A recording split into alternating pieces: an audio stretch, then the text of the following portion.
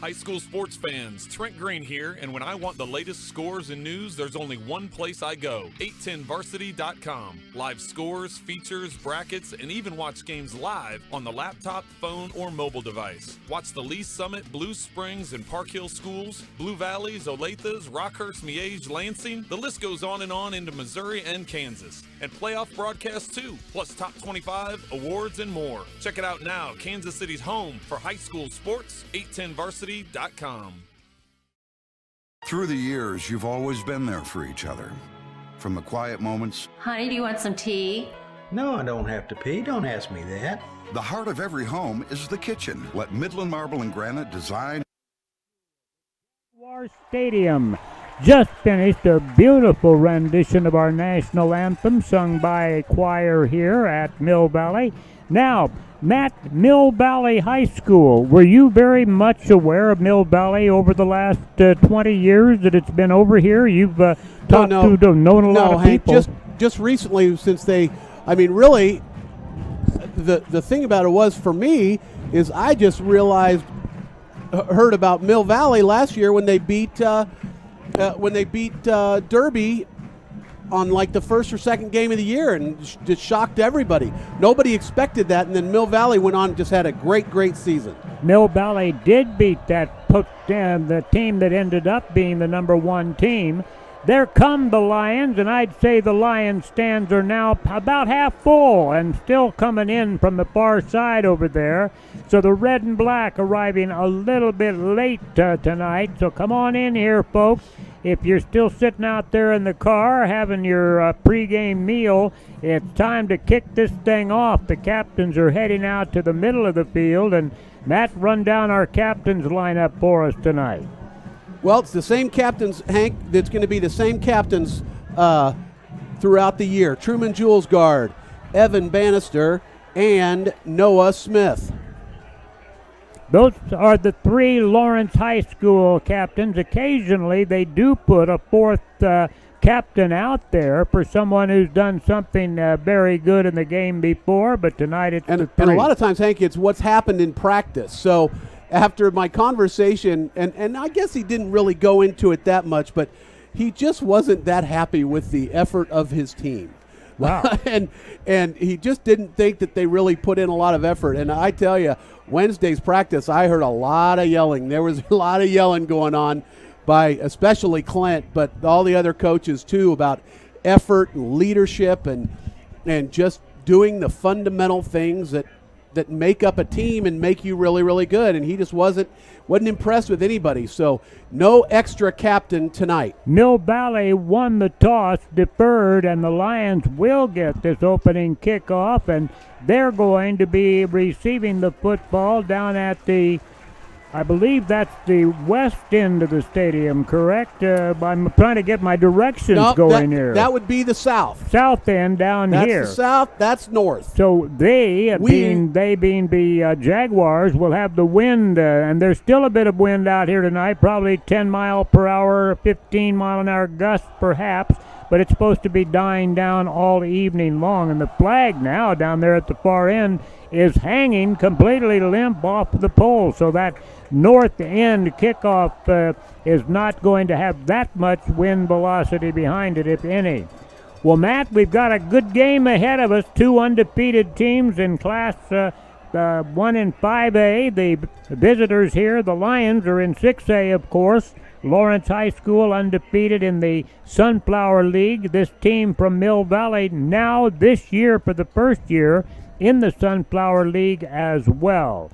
Their kickoff guy puts that ball down there on the football tee and looks around at his team. That's Austin Klein, number 43, just a sophomore. Back deep, Matt, who is that? Well, I was just going to tell so deep for the Lions is Avion and Kivrin Heck. And I might call him Special K tonight. His mom told me his nicknames are Special K, Kiv, and there we go. And here we go. Here's the kickoff, Hank. High short kick picked up at the 25-yard, or make that the 15-yard line. And I think he gave a fair catch call. Yeah, no, he didn't, Hank. It was kind of a little misdirection. Cole Watson caught the ball at about the 15-yard line. It did not go deep at all. And Kivrin was right behind him, ready to take it. Looked like he was going to lateral to him or just hand him the ball and let Kivrin take it, but he didn't. He just went down on a knee. It was kind of odd. I wasn't expecting that, Hank. The Lions have it at the 16-yard line after that kickoff with no return. And now we're ready to go. And the quarterback back there takes the snap, hands it off over that left side, and there is nothing there for the Lions running back on that first play. Welcome to Mill Valley to the junior Braden Heck. Yes. Well, we have a junior running back who just got beat for a yard on the first play. We haven't seen the Lions lose yardage on a running play this year that I can remember on something that happened into the line of scrimmage. The Lions up, ready to go. Now the quarterback takes that snap, hands it off, this time to the outside, and the Lions make up that yard for sure, and then about another 5 yards as they take it to the 21-yard line. Once again, we see number 32, Braden Heck, put the ball down on the ground after being tackled to pick up a 5 total yards. Brings up now, though, it's third down and still a very long 6 yards to go from deep in their own territory. The Lions quarterback, Truman, is out there going for it now, and Jules Guard takes the snap. Jules Guard throws that ball, and it's called just missed his intended receiver. I think it was Kivrin Heck that it was intended for. Cole Watson. Cole. And now, wait a minute. Did you see what, was he defended? The ball get tipped away, Matt? Cole just missed the ball. It was really in his hands. He just did not catch it. Flat out didn't catch the ball, Hank. Ooh, wow. We don't see that very often. Now, 3 plays, and it's time for a punt in this game. That also doesn't happen to the Lions very often. The kicker stands back at his own 7-yard line to take the snap, and there's the boot. And it's a boomer, and is taken in at the 34-yard line. Upfield, the running back that caught that ball runs past one of the Lions and gets the ball back out to midfield.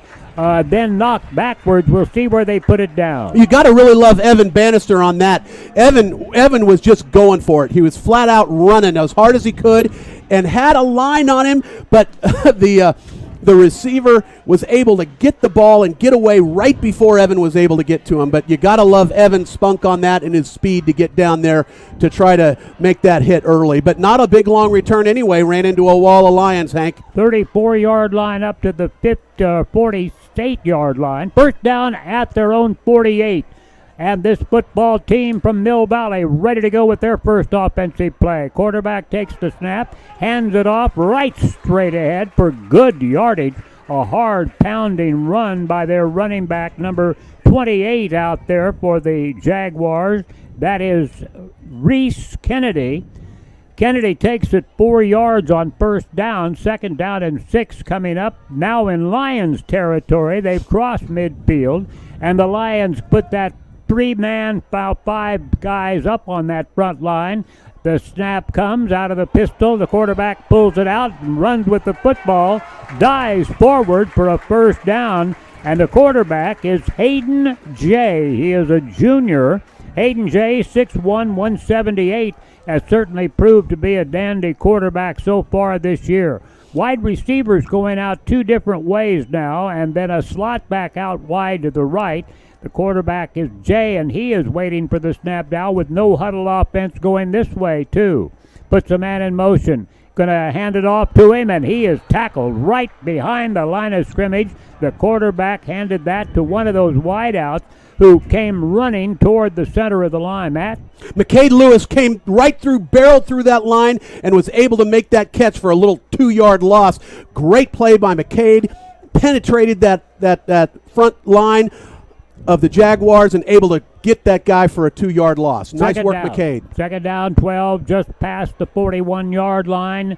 Now in Lions territory, back in the pocket. Quarterback wants to throw it. Perfect pass out to the far sideline for a first down. The man out there making that catch, I believe, was number 12. There are 3 people listed with the number 12 on their back, and one of them is Kendrick Jones, is a wide receiver. So that was 12, and Kendrick Jones, I think, is the wide receiver among the 3 who wear that number. First down, though, after a 12-yard pickup on that big second down play. Quarterback from the pistol takes the handoff, hands it off, right side run. The linebackers come up and hold the fort on the line, but then he makes a little crease for himself. And Lawrence High School's, which one of the Lance Bassett made the tackle, Hank. Bassett was the guy that came up to make the tackle after a 2-yard pickup. Second down and 8 now, but dangerously into that red zone at the 24-yard line for the Jaguars.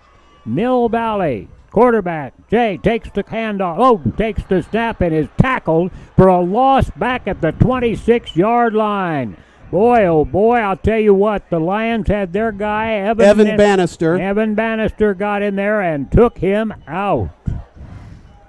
Evan Bannister takes him back to the original line of scrimmage, and it's 3rd down and 10 yards to go. I expect pass here, Matt. They had a perfectly thrown pass on that first pass play of the night by the Jaguars, and the Lions had played back pretty deep on defense, so now everybody's out wide right. 3 to the left, 2 to the right.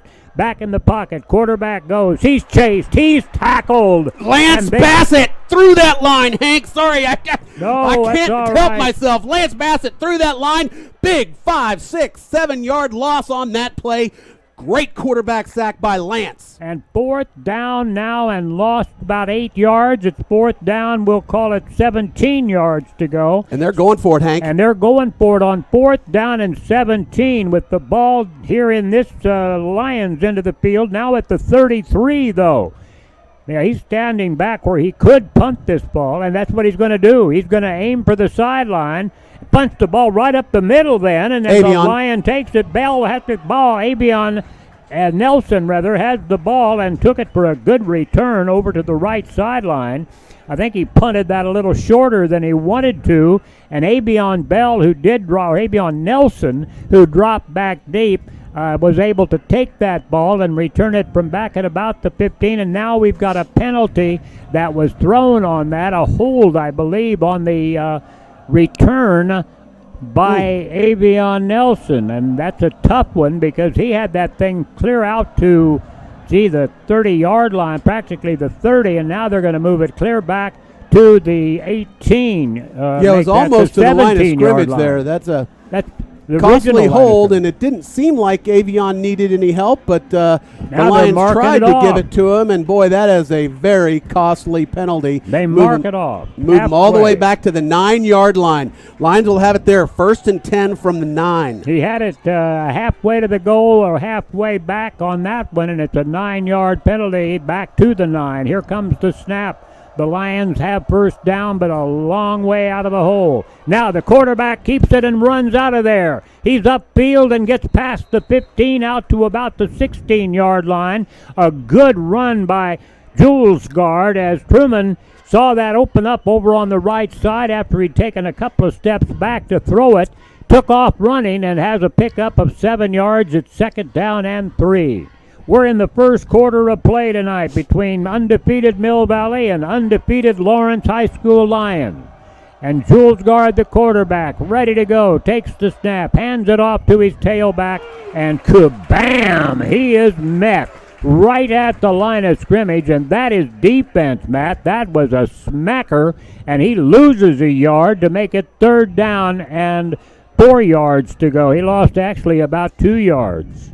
3rd down and 4, and another big 3rd down play coming up here. The Lions had one of those a minute ago, and this one turned into a punting situation when the ball bounced off the hand of the would-be receiver.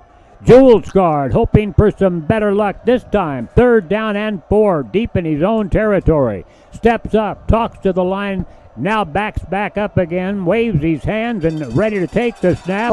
And we've got movement all over the place, so add on another penalty to the Lions, and they're going to have themselves backed up into the end zone here real quick. Oh, and coach is going to not be happy about that at all. That's the kind of mental mistake, and I'm not sure what Julesgaard was trying to accomplish. It's a 5-yard mark-off, and it takes it clear back to almost the original line of scrimmage back at the 10-yard line. It's at the 11, 3rd down and 9 yards to go. The Lions now have a deep hole. Throws it out to the outside. The ball is trapped on the ground. Let's see if they call it a complete pass. It's caught, but only, I mean, that's going to be for a yard. No. That pass by Julesgaard was underthrown, and it was dived on for the catch, but a loss on the completed pass play of 3 yards, Matt. That's not the way the Lions have played offense in this year of 2021. Well, they haven't come up against a defense like this, Hank. It is a tough defensive line, is this Mill Valley Jaguar team. No question about it. No super big guys either. There's the snap on the punt. High punting kick, and taken right down there at the point of where he took the kick. Not a long kick, but high enough that the receiver of that punt got banged immediately after he took it in at the 34-yard line. Well, I can't believe he didn't call for a fair catch because, I mean, there were Lions right on him. He knew, I mean, he had to know he was going to get killed as soon as he caught that ball, and he did. He got hit hard. I didn't see which one of the white jerseyed Lions picked him up and got him real hard, but he did get hit. The ball put down at the 34-yard line, the Lions 34. So only 34 yards away after that kick. The previous kick went about 45 yards and gave them half a football field distance to go. And a big hole opens right up the middle, and thank goodness that we had Evan back there to make that tackle on him, because if Evan hadn't stuck his arms out and gotten him down, it would have been a touchdown. It's going to be a pickup of 7 yards, 2nd down and 3 yards to go. Thank you very much. We do find some light in the house now. 2nd down and 3, just straight ahead, high school football. Man in motion, going from right to left. Now the handoff, and following again is blockers right in the middle of the line, and another big hole opens up, and another gaping hole gives the Mill Valley Jaguars a 1st down. Now they have it down at the 19-yard line. So another nice pickup, and it's going to be 1st down and 10 at the 19-yard line for Mill Valley, dangerously close to the first score in our game. Handoff over the right side this time, and the Lions aren't as giving on that play. They came up and got him quickly. Both these teams run plays fast, Matt. Yeah, and they ran right into Evan Bannister. I'm surprised they would even go to the right side, because they're going to run into Evan every time. And he got him that time for a very short game. Well, we'll call it 2 yards. 2nd down, 8 to go, down at the 17-yard line. Quarterback takes the snap, single back with him back there, jumps way out to the outside, gets past the original line of scrimmage and down inside the 10 for a 1st and goal for Mill Valley. 1st and 10, 1st and about 7 to go for a touchdown. That play was never supposed to get out that wide so he could turn the corner, Matt. But the Lions Kyle were Watson was out. over there ready to get him, but he had to come up to Kyle for him to get it. A big time play, 1st down, goal to go, Hank. At the 7, the Jaguars quarterback takes the snap. Jay turns the corner on the left side, is run out of bounds finally, a short gain. But he did gain yardage and stops the clock with 3:04 to go here in our first quarter, and no touchdowns by either team. But now Mill Valley with a 3rd down and goal. Yes, sir. Well, I was impressed by Nathan Bletner and Kenton Simmons. Both those guys were following him and really just kept him contained until he finally had to run out of bounds for just a very short gain. Here we go again. Hand off over the right side and down inside the 5 to about the 3 and then shoved back.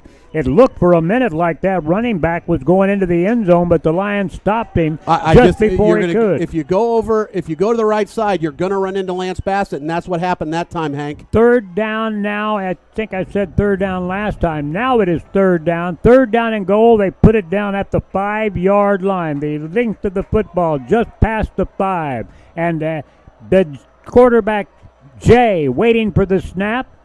Looks back over to the sideline to his coaches. Now back, waiting for the snap. Steps back. He's at the 10. He keeps the football, runs up the middle, and dives for the end zone. He made it in. Stretching out his arm at the last moment, the quarterback, junior Hayden Jay, looked like the Lions may have stopped him, but instead he reached for that goal line with that right hand extended. The football well over the goal line for the first score of our night. Not a good job of clamming up that middle or jamming up that middle by our Lions, Matt. Nope, it wasn't that time, Hank, and they did go over the middle. They had Lance Bassett contained and was able to get through there. He just made all the right moves. This quarterback's a good one, Hayden Jay is. He sure is. Now the try for the extra point. Their point after guy will kick the football out of the hold of that quarterback, Hayden Jay. There's the boot. Ball is up and the ball is good. And it's a 7-0 Jaguars lead. The Jaguars have the Lions by 7 here in the first quarter. Late in the first quarter. We'll be back with the Jaguars kickoff right after this timeout. Oh, whatever, Matt. But you know my favorite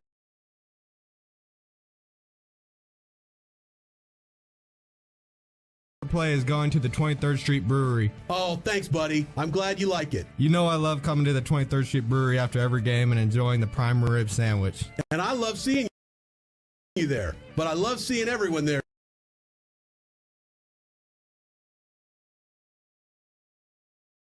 too. So join Cole and everyone else at 23rd Street Brewery after the game or anytime. The 23rd Street Brewery, 23rd and Castle.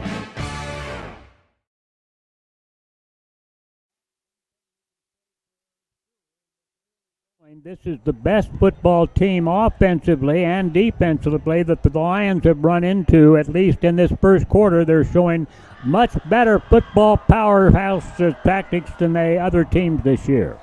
Well, they sure are, Hank, and we knew that coming into this, and Coach tried to do everything he possibly could to try to impress it on the guys, and really at this point you feel like that the guys just aren't mentally into it, as shocking as that may sound. Low kick, Hank. Low kick and taken back at the 15-yard line, up the field, up to the Kivrin 30. Heck.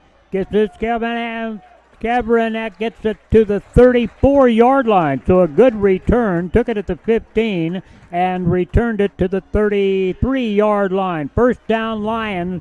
This is better field position than they've had for a while too, Matt. Yeah, this is where they would have been had it not been for the penalty the last time they got the ball, Hank. That's right. Those penalties really hurt. Now put the penalties out of sight and let's get on with the offense and make it work. First down at the 34-yard line for LHS. Handoff. No. Pass play. Right up the middle, and it's complete. No. Yeah, it's complete. Completed. I'm Kivrin sorry. Heck. Yeah. Kivrin Heck. Nice Heck return. Made the catch. He never was knocked to the ground after he made that catch. Heck was taken hold of. Somebody grabbed him. Kivrin Heck as the first down, clear out at the 47-yard line. Good gain. Now here comes the running play over the left side. And there is a Lions run from scrimmage from the 47-yard line into Jaguar territory down to the 48-yard line. Make that the 47-yard line. So running back was the other Heck, Braden Heck. 7 yards on that pickup and second down and 3. Now the Lions need to keep a drive going. They haven't been able to so far. Now one of the football players from the Jaguars team ran across the line of scrimmage. Nope, he wasn't teased over there. But now they're giving the penalty to the Lions. Apparently one of the Lions jumped early And I think that was the big defensive or big offensive blocking tackle, Noah Smith, that we've talked about. But it's a 5-yard penalty, and now back to 2nd down and 10 yards to go. There's the handoff over the right side, and running with the football, Avion Nelson, the senior running back, picks up just about 5-6 yards, make it 6, and it's going to be 3rd down and 4, and this is exactly what happened to the Lions, Matt, on that earlier series that they had when the penalties just killed them, kept moving them back, and instead of being able to get a 1st down and get out of that dangerous territory close to the goal line, they had to boot the ball out of deep in their own territory. Now, here we go. Lions trail it 7-0. 3rd down and a long 4 yards to go. Back in the pocket, and a pass play is incomplete. Oh, my. Knocked away by number 25, and I think that Mr. Baylor Bowen thinks he was interfered with, and a 4th down again. The Lions are going to have to punt that football, Matt. Well, Mr. Matt Llewellyn thinks he was held, too. I thought that defender was all over Baylor on that one. We have the punter back at his own 38 to take the snap. That's Grant. Oh, catch his last name because Grant Glasgow. Glasgow. There comes. There's the boot. This one is a high and deeper kick taken in, and I think fair catch called for on the catch of that football right back at the 20-yard line, make it to 19.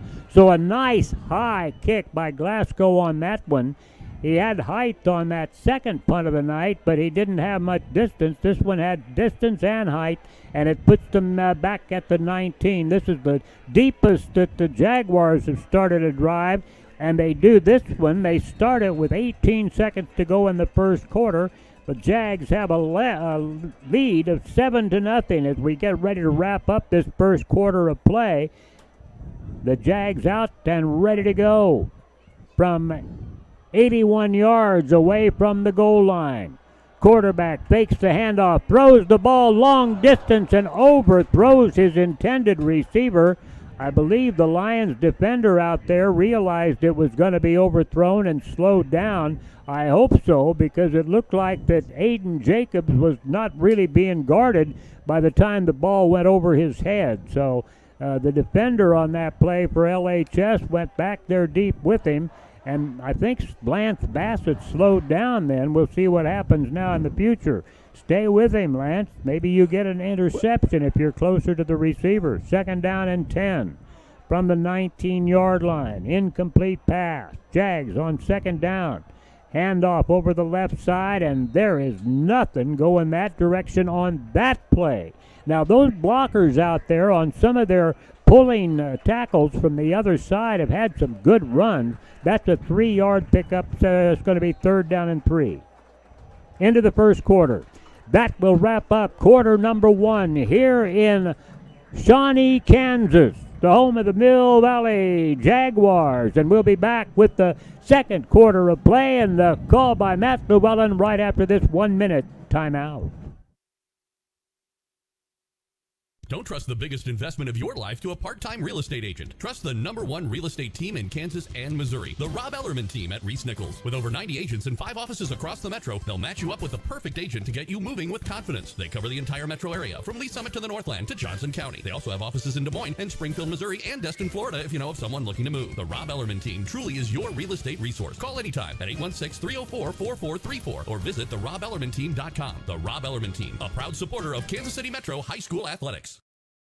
Fall is upon us, and so is the time to tune up that furnace. Don't miss the $49 special from Neil Harris Heating Service Experts. That's right, get your system tuned up for just $49, and you don't even have to be a Service Experts Advantage program member. Call 816-629-5343. That's 816-629-5343.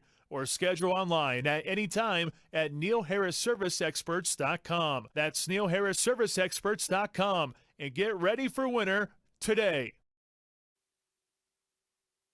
The first play, second quarter, Matt, take it away.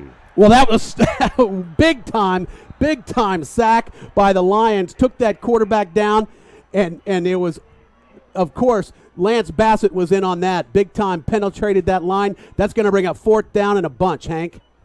Fourth down and 15. They're going to have to punt the ball. I'm not sure they did kick once early in the first quarter, but now where's their punter? It looks like 4th down. They act like they're going for it. Well, this is the same formation it was in before. Now they've called timeout because they want to sit back and talk about it. And we'll leave it right here. Jay Hayden, Hayden Jay, the quarterback for these Jaguars. No, no, you got it right. I got it wrong. Years, you've always been there for each other. From the quiet moments. Honey, do you want some tea? No, I don't have to pee. Don't ask me that.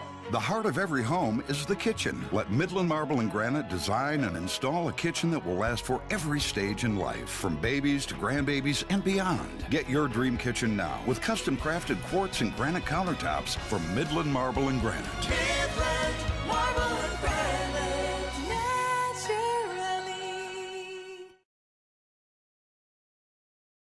16, and when they came up to the line, it looked for all the world like they were ready to run a play but they did line up with the quarterback in tight the first time they punted. Then he backed off a few yards and kicked it away. Now let's see how they do it. Down again, it looks like he's in the shotgun formation a little deeper on a 4th and 16, clear back inside the 20-yard line, inside the 15-yard line. At the 13-yard line, now he backs up to take the snap, and here comes that soccer kick, and it's going to go to that far sideline, bouncing out of bounds. Let's see where it first hit that out-of-bounds marker over there right in front of the Lions coaches at the 50-yard line. It's going to be into the territory of the Jaguars, so they'll give them the ball at about the 44-yard line. And Kyle Watson really, very wisely, didn't go after that ball. It was kicked way to the left side of the field, and Kyle Watson just said, "Let it go out of bounds," and it only rolled a few yards. So I think Kyle Watson made absolutely the right decision. Here we go. Right. Line lined up in a quick position. Avion gets a quick handoff, just able to gain a couple yards. Right up the middle is Avion. Jules Guard, the quarterback. Avion in it, running back now. And Avion a lot of times will be lined up in the pistol for a quick little snap, but not right now. The last couple series, we've seen Avion in at running back. Got Heck close to this box right here. Baylor Bowen out to the far side. Jules Guard looking to throw. He's got a man. Baylor Bowen's open and overthrows Baylor, and good thing he overthrew him well because Baylor was surrounded by 4 blue jerseys. I was wondering why there hadn't been passes to Baylor. I just saw the reason. 3 defenders were on the Lions' top receiver, Baylor Bowen. Well, and you would have kind of expected for Cole to maybe be able to see that and decide to opt the run because Truman, that's what makes him really, really good quarterback is he can run it too. Same set as last time. Avion in the backfield with Truman Jules Guard. Truman looking again to pass and oh my goodness, the defenders come through the line and they stop him for a 1-yard sack. He kept on looking around for an open man and just couldn't find an open target, and he finally had to tuck it under and try to just pray that nothing bad happened, and that's going to bring up 4th down and 10. And these Lions are not going anywhere. This offense is not working, Hank. The offense tonight has been having stumbling blues throughout the first quarter and now start out the second quarter well out of balance. And the punters. Grammer in at quarterback. Does not look like they're going to punt, although they might do it. Okay. Short punt. Little rugby-style punt by Grammer. So Grammer's got a couple tricks up his sleeve, and that's a nice punt going down to the 10-yard line. Looks like it stopped right at the 11. So they did try to do a little bit of trickery, and that's something I didn't know about before this game, Hank, that Grammer had that in his toolbox, that he could punt the ball as well. And so looks like they might be able to do that from time to time, although I can't imagine he would put Grammer in that kind of situation and expect him to throw or run or anything.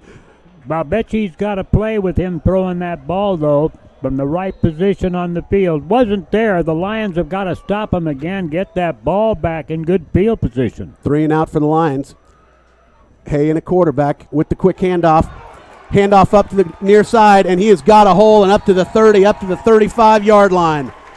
Number That five. is Kendrick Jones again. Kendrick's been the running back, as well as Wide out. Reese Kennedy, as well as Tristan Baker has also been a running back. Yep. Who is in there right now? Tristan Baker is in at running back. Hands the ball to Baker. Baker's up just a yard and then is going over to the side of Lance Bassett, and there's nothing happening there, although they are giving him forward possession. And I checked that. Lance Bassett was out on that play, and credit that tackle to Kem Allen. So now Kem's out, and Evan Bannister is in the game. Well, Lawrence High School just got to keep them down here in this territory of their opponent. Not let them get over that midfield. Fake the handoff. Jay to pass. Got a man at the 45-yard line, and they're saying it is a catch right there at the 45. That's good for another first down for these Jaguars. First and 10 from the Jaguars 45. Lions defense has been Kendrick better Jones than again. the offense, Hank, but both sides really kind of having a hard time with these Jaguars. Kendrick Jones really made a nice diving catch on that one. Jay's back in the shotgun. Jay's going to keep it this time and gets a couple. Had an easy one and then turned it into about 3 yards on first down. That's going to bring up second down and about 6 or 7. He's really quick. You saw how quickly he responded when he saw that hole open on the right side. Boy, he jumped through it really fast. Yeah, it was absolutely a designed play for him just to run that ball that time. Jay's got it. Handoff quick to the near side, and the running back's got a hole up to the 40, up to the 45-yard line in Lion territory, bringing up another first down for the Jaguars, and they are just matriculating down the field now, Hank. Well, I'll tell you what, you had one of the starters, Kenton Simmons, an outside linebacker, who got blocked, and I mean blown clear out of there, but the line of scrimmage now is in Lions territory, clear down to the 36, Matt. And Tristan Baker in at that running back, as he has been most of the evening. In the shotgun, right behind Jay. Jay's got it, looking for a man downfield. He's got one, and it is caught. Wow. At the 5 and pulled down at the 2-yard line. Beautiful catch. Number 5. Beautiful throw. Kendrick Jones has got it. Several of those. And Kendrick has been the man tonight. He's done a lot of good things, as has Tristan Bland for the Jaguars, and they are just eating the Lions up right now. The Lions do not have an answer for this Jaguar offense. Jay in the shotgun again. Hands off quick to Baker. Baker's got it through the end zone, and are they going to call that a touchdown? I wouldn't know why they wouldn't. Oh, yeah. And now they the do. lights Touchdown. are flashing. It's the craziest thing they do here. The lights are in blinking sequence when the Jaguars score, and that's what we're getting right now. These lights are blinking on and off like fireworks. They can stop now. I think possibly giving Hank a seizure over here, so I'll keep an eye on my partner, make sure he's okay the rest of the night, especially when those Jaguars score. Wow. The kick is up, and it is good. You're 14. listening to Lawrence High School football, where the Jaguars just went up 14-0 over these Lawrence High School Lions with 8 minutes and 4 seconds left to go in the second quarter. Lions in rare territory here, folks. You're listening to Lawrence High School football on 1320 KLWN, 1017 FM, and streaming live on 810varsity.com. High school sports fans, Trent Green here, and when I want the latest scores and news, there's only one place I go, 810varsity.com. Live scores, features, brackets, and even watch games live on the laptop, phone, or mobile device. Watch the Lee Summit, Blue Springs, and Park Hill schools, Blue Valleys, Olathes, Rockhurst, Miege, Lansing. The list goes on and on into Missouri and Kansas. And playoff broadcasts too, plus top 25, awards, and more. Check it out now, Kansas City's home for high school sports, 810varsity.com.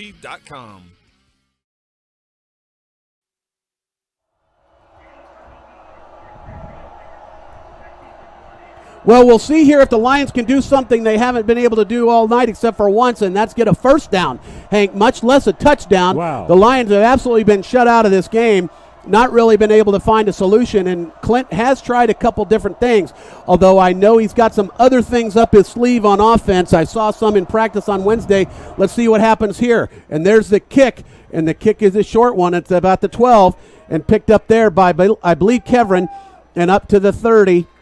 Up to about the 32-yard line. Great return, 20-plus yards on that return. Good one. And I said Kevrin. Hank, you got to help me out. It's Kivrin. Kivrin, not Kevrin. It's Kivrin. Kivrin, heck. Let's get Special it right. K. I need to just keep calling him Special K. He's going to need to do something special for me to call him Special K. But here we go. Lions are on offense right now, Hank. We'll see if they can get something rolling this week. Right now, no new formation as far as I can tell. They do have, like I say, they do have a couple tricks up their sleeve. Let's see what happens with what Clint's calling. Heck in the backfield. Quick handoff to Heck. Heck's got it just to the line of scrimmage and stopped maybe for a yard gain. 1 yard. And Heck just looks like a baby out there. Has not quite gotten the growth spurt like his brother has, but he's just a junior. We'll have him for a whole nother year. But able to gain a couple on that play. No holes created, no nothing. That was all. Those 2 yards were just hard-fought yards by Heck. 2 wide receivers to the near side, 1 wide receiver to the far side. Heck in the backfield with Jules Guard. Jules Guard got it, the shotgun.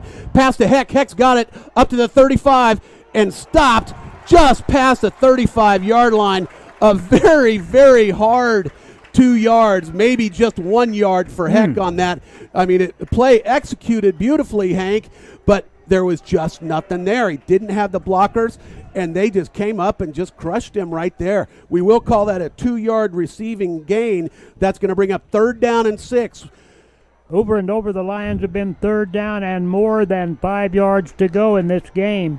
Only 1 first down. Okay, this is a little trickery here. They've got a diamond-shaped formation to the far side. 1 wide receiver to the near. They're looking to the far side, and they've got a man, and it almost, if it's not, incomplete. And that looked there for a second. That ball was going to be picked off. The intended receiver there, Hank, Cole Watson, and Cole not able to come down with it, but he was in traffic. He was surrounded by 2 blue shirts, and they had his number the whole way down. How are they figuring out just which receiver this guy would like to pick out? Well, the problem is, Hank, is him? nobody was open. Nobody was open. And I think that... Actually, his short man was wide open, but that who was that, Hank? Yeah. Okay, Lions back to punt again, 4th down and 6. Here we go, Glasgow with the punt, and a short punt up to the 40. Does get a big-time, nice little Lawrence High School Lion bounce, but just up to the 29-yard line, and that's where the Jaguars will take over. And the yardage doesn't really matter because this is a potent offense. It's got to be Lions D, or they're just going to score again. And on that last series, Hank, nothing was stopping these guys. We'll have to take a break here in just a moment, but right now the Lions just have to play some better defense. The last 2 drives by this football team from Mill Valley have been most impressive, and the Lions haven't been whipped like this on the line of scrimmage yet this year, but tonight they're getting it. There we go, handoff quick to Baker. Again. Up to the 40, 45, and he just looked like he could do whatever he wanted to do. And check that. That was not Baker. That was Reese Kennedy was the ball carrier for the Jaguars on that one. So now we've got another weapon in there for the Jaguars that looks like he can do just everything that Baker was doing. But, hey, this one's coming back, Hank. There was a flag on the field. That's what the color guy's supposed to do it. Tell me when there's a flag. I'm supposed to tell Come you on, there was man. a flag. My apologies. Because that flag was they came from the near side, from the linesman here, and he threw that flag and it landed right in front of the black-shirted or dark blue-shirted team from Blue Valley. Now, so 1st down and 9 yards to go, 6:14 left in the second quarter. Jaguars lead at 14-0. Jay's got the ball, hands off quick. Handoff going up to the far side and able to gain a couple yards there. That's going to bring... and little skirmish on the ground I'm not sure what happened. I think that one of the Lions was getting ready to move into that pileup of players, and he was blocked at the last second by one of the football players from Mill Valley. But Kennedy, the ball carrier, so definitely mixing up the running backs tonight. One wide receiver to the far side, one wide receiver to the near side. Kennedy in the backfield. Jay's a quarterback. Jay's in the shotgun. Kennedy right behind him. Kennedy's the blocker. Jay's got a man, and oh, they caught the ball. Is that ball out? There's a scrum, a rugby scrum there, and I don't know exactly what happened in the middle of that thing. But they're Lions signaling to move the chains, and Avion chains. was the last man up.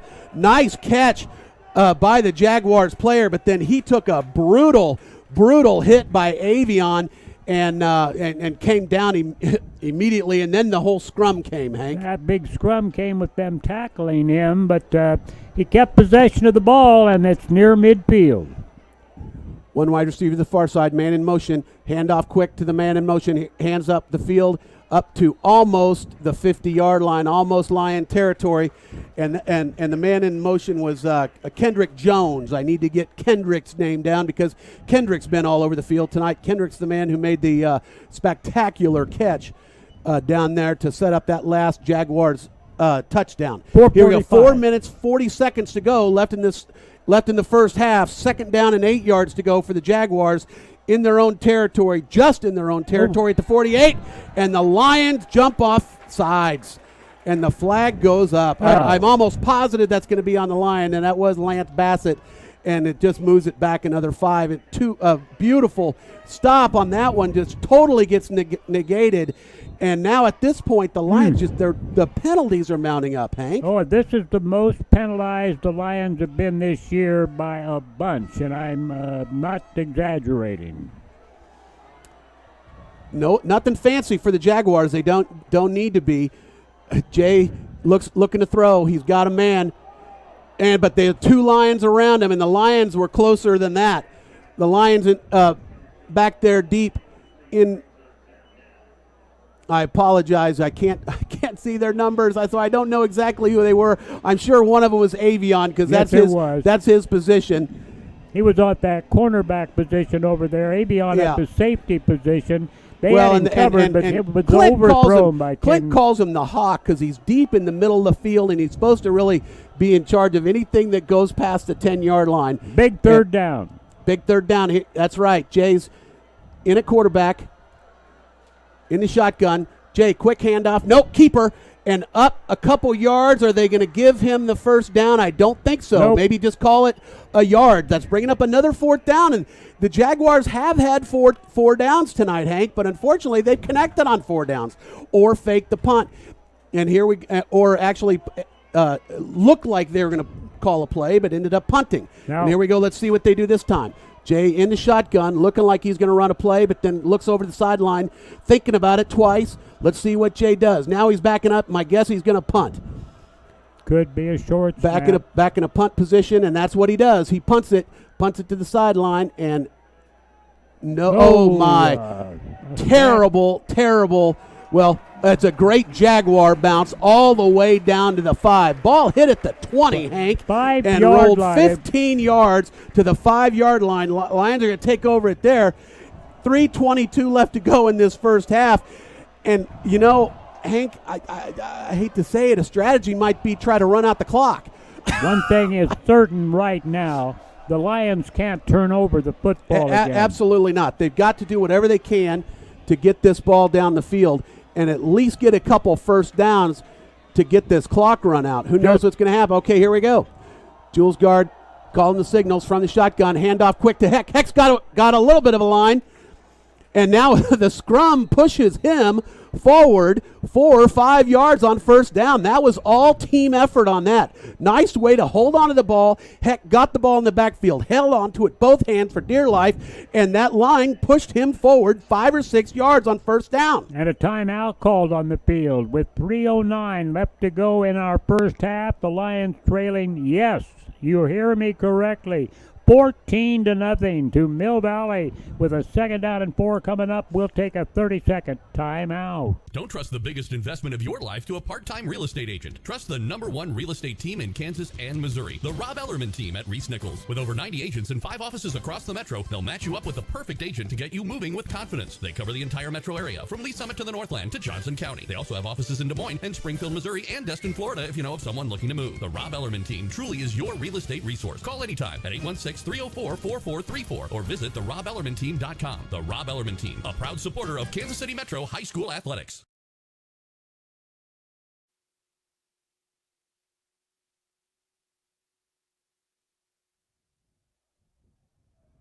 We're back here at Jaguar Stadium where Lions trail at 14-0. But they got actually gained some yardage on 1st down, and a penalty didn't negate it. So there we go. That's a positive thing. Jules Guard handoff quick to Heck up to the far side, and he's got the 1st down. Nice work by Heck. And he found a blocker that time, was able to move it up another 5 yards. And it just took 5 seconds. Now they will start the clock quickly after they move those chains. And now 3 minutes to go in the first half. That's all the time the Lions have to go over 80 yards. 2 wide receivers to the near side. Handoff again to Heck. Oh, and he is stopped immediately after that handoff. And he was hit that time. Welcome to a big time team there, Braden. They really punched him down, and 2nd down and 10. No gain, but no loss. 2nd down 10. I'm a little surprised, but it tells you something, Matt. They're not throwing the ball. 2 minutes, 30 seconds left to go in this half. 2 wide receivers to the near side, none to the far side. You're thinking again, it's going to be another running play, try to run this clock off and get out of this first half alive. But it's not going to be. He's going to pass. Jules Guard's got a man, and he's caught. Baylor to the 30-yard line. Beautiful diving catch by Baylor, and the clock is stopped there to move the chains. And let's see what Coach Bowen says with two timeouts left. Holding on the Lions. My goodness. Offensive lineman must have grabbed somebody to keep him from getting to the quarterback. That gave the Lions no play on that and loss of 10 yards. And that is really unfortunate because Jules Guard really made a nice effort getting away from the guys, coming up to the far side, rolled out to the far side, found Braden or found Baylor, but Baylor was not necessarily open. I mean, he had to throw that ball way in front of him and then hope that Baylor made the catch. He did, but it all got negated because of a penalty, which has also been the name of the game tonight. 22. Jules Guard in his shotgun. He's got some wide receivers. He's not going to throw it, and he's got a man, but just picked up for a very, very short gain did Jaden Brittingham. So it's nice to call Jaden's name. Nice little catch, but that doesn't help a lot. So that's going to bring up 3rd down, that 3rd down and about 18 yards to go. So they're huddling, and they call timeout, do the Jaguars. And we'll just keep it right here, Hank. What do you think here? Fall is upon us, and so is the time to tune up that furnace. Don't miss the $49 special from Neil Harris Heating Service Experts. That's right, get your system tuned up for just $49, and you don't even have to be a Service Experts Advantage program member. Call 816-629-5343. That's 816-629-5343. Or schedule online at any time at NeilHarrisServiceExperts.com. That's NeilHarrisServiceExperts.com. And get ready for winter today.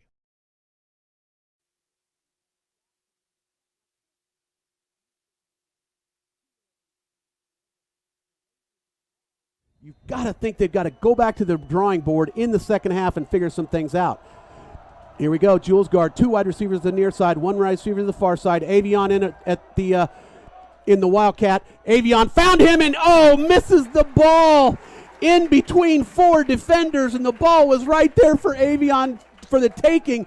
And Avion with his speed, he might have done some damage there on that, but Avion not able to come up with the catch.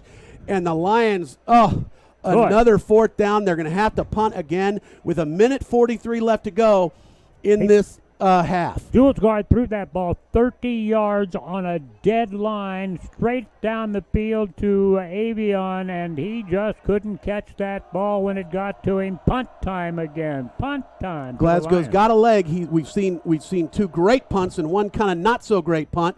And this one looks like pretty good punt. And that ball's touched and on the ground. And do the Lions come up with it? Did they get it? I think you're right. The Lion, no. No. It was fell on by a Jaguar. We would have seen some exclaiming, "Uh-oh!" And there is a Lion down right now, Hank. Well, we do have an injured Lion who was right there at that fumble site.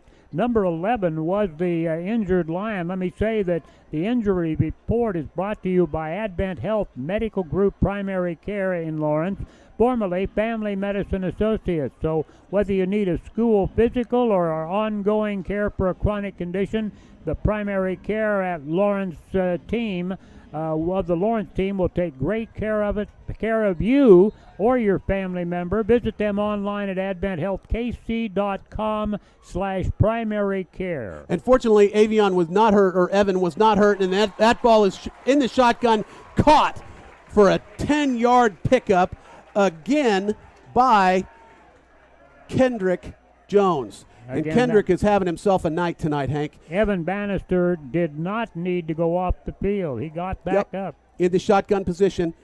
Jay's got it, rolling out to the far side. He's got a man, number 7, up to the 40, and it gets away from a Lion, from a diving Lion, and up to past the first down marker, and then for a couple more. Wow, a lot more, Matt, because he's clear down the field and finally stepped out of bounds inside just at the 30-yard line.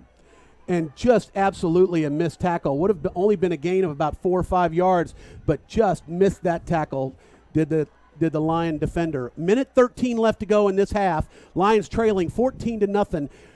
Jaguars have the ball 30, first down and 10 from the Lions 30. Jay's got it, keeping it this time, coming to the near side, found a hole, flag on the field, up 5 yards. Let's see what the call is on the field. Blatant holding. It's going to be against the Jaguars. The guy that held on that play was still holding him when their quarterback had run way past. Well, the good thing is they lose 15 on that. The bad thing is it stops the clock. Well, a minute six if to you're go. a Lion fan and you want to get out of this quarter without another score, and I tell you, the Jaguars would love to go up 21-0 at halftime, and let's see what happens. Mark off 15 yards. That big 15. First and 25 now, Hank. At the 46-yard line. 2 wide receivers to the near side, 1 wide receiver to the far. Jay's in a quarterback, looking to throw again. He's got a man, and bam! Hit immediately, caught the ball, but hit immediately by the Lion in the backfield. Hank, I'm sorry, I believe it was Kyle Watson on that. That looks like the number. All right, Jay in the empty backfield. Oh, and broken up. Pass broken up by Kyle Watson. Nice couple plays there by Kyle. It was indeed, and the intended receiver on that first one and the man that caught it really got hit hard. Now it's going to be third down and a long 14 yards to go. Third 14, 45 seconds left to go in this quarter. Clock is not running, which I thought is that's right, because an incomplete pass. Jay's got it, rolling to the near side. He's got a man at the 23-yard line, out of bounds right there, made the catch. And that nice little catch to a wide open. Fourth down and 4. Aiden Jacobs, I believe, was the receiver that time for the Jaguars. So they're getting more people in here, are the Jags. Fourth down. Lined up in the shotgun. 2 wide receivers, tight end, and a wide receiver to the near side. Jay's in it. Jay's got it, looking to pass again. He's got a blocker. He's got a man, and nothing doing there. That's going to bring up. That's going to turn the ball over to the Lions. So the Lions are going to have it with 34 seconds left to go, and let's see what Clint wants to do. I'll keep it here again. One thing I wanted to say, Matt, is the Lions now can go down with a little fire in their bellies because they stopped these guys. That's right. The last couple of times they had the ball, they went down and scored on them. They scored on them on just a few plays down the field, and bang, they were in the end zone. That time the Lions defense came to play and play hard, and they caught the ball on one occasion, knocked it away, brother, on another occasion, and on that one had a good block. And one wide receiver to the way, way far side. One wide receiver to the near side. Bowen's on the far. Kivrin Heck's close to us. Handoff quick to, nope, not handed off. Fake the handoff to Heck. And blocked. And Jay, I've been calling Jay all night as a quarterback. I need to call our guy. Jules Guard's got it, but blocked immediately. Had Baylor had stepped back behind the line of scrimmage, was able to catch it right away, but nothing doing. That ball was blocked. 31 seconds left to go in this half. Lions trailing 14-0. Jules Guard got it in the backfield. Shotgun position, handoff quick to Heck. Heck's got it for maybe a yard gain, maybe a half-yard gain, right up the middle, and they are stopping the clock. I believe they called a timeout. I think that they being Mill Valley, called that timeout. I believe they had one left, and they did call it, used their last one. That makes a few seconds left, perhaps. The Lions can run a third down play now, and if they do not get the first down, they can basically let the clock run out. But 25 seconds to go, and the Lions have a third down and 8 yards to go. More importantly, run the ball wide, use up some time on the clock, then just let it run out here deep in your own territory. Come out and get the kickoff. Yeah. Or do you go for it with a big long throw to Baylor? Let's see what happens here. Baylor is a wide receiver way to the far side. Kivrin's up to the near side. Jules Guard in at quarterback. Heck right behind him at running back. Lion front six ready to go. Heck's got the ball. They're going to run it out, but Heck's got a nice little run for Heck. Picks up the first down. Lions can run a couple more plays now, Hank. Let's see what can happen. Nice little 12-yard pickup by Heck. They were expecting, I think, the Lions to throw it again, and the pass defense was on target, but the run defense had holes in it, and that's where Heck went. And now Lions call a timeout.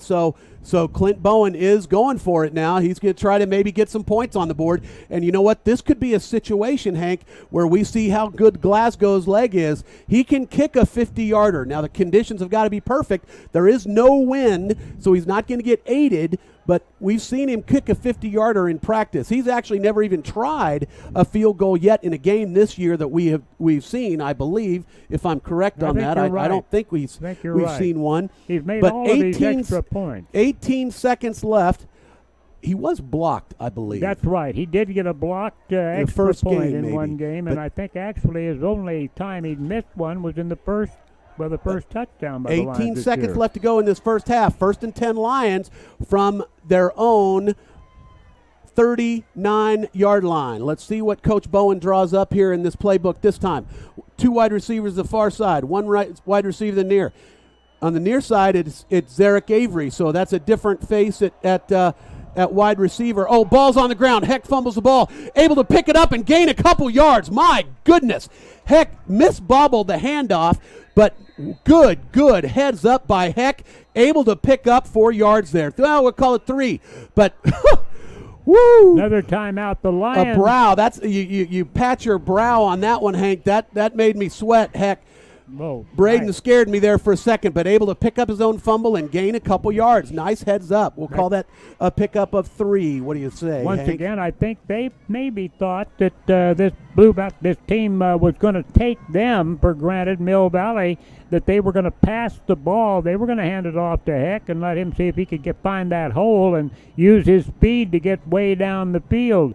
In this case, he was lucky just to get the ball back in 4 yards. So Lions have now used their last timeout. 2nd down. Let's see. And this is going to be crucial right here to see what they do, to see if they can get in field goal range or whatever they can do. If they can get this first down and maybe 10 more, will they go for it? I don't know if they'll go for the field goal or not. You would think they might try to throw it. 2 wide receivers to the far side, 1 wide receiver to the near.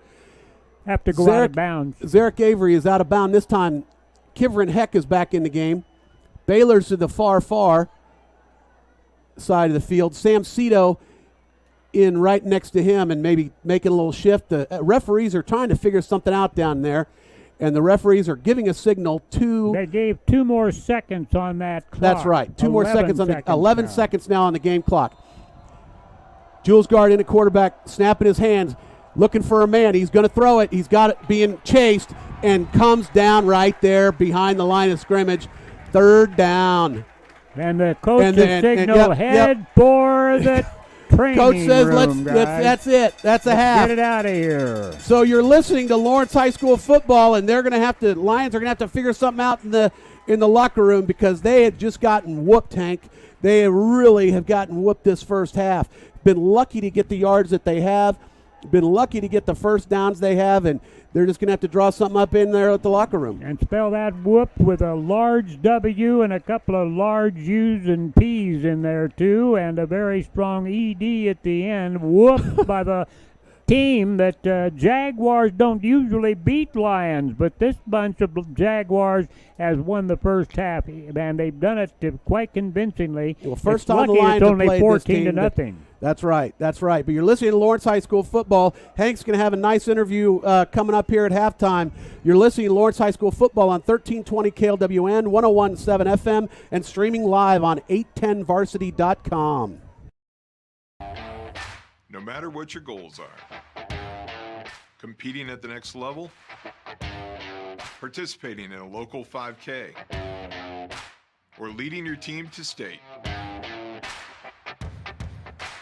the Sports Medicine Center at Children's Mercy is here to provide comprehensive 360-degree care for student athletes. Performance training, injury prevention, rehab services, nutrition, mental wellness, surgery, and more.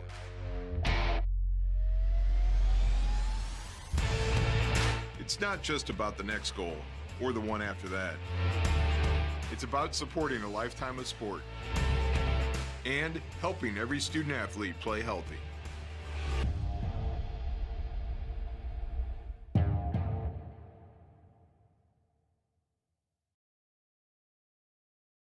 Through the years, you've always been there for each other. From the quiet moments, Honey, do you want some tea? No, I don't have to pee. Don't ask me that. the heart of every home is the kitchen. Let Midland Marble and Granite design and install a kitchen that will last for every stage in life, from babies to grandbabies and beyond. Get your dream kitchen now with custom crafted quartz and granite countertops from Midland Marble and Granite. Midland Marble and Granite, naturally.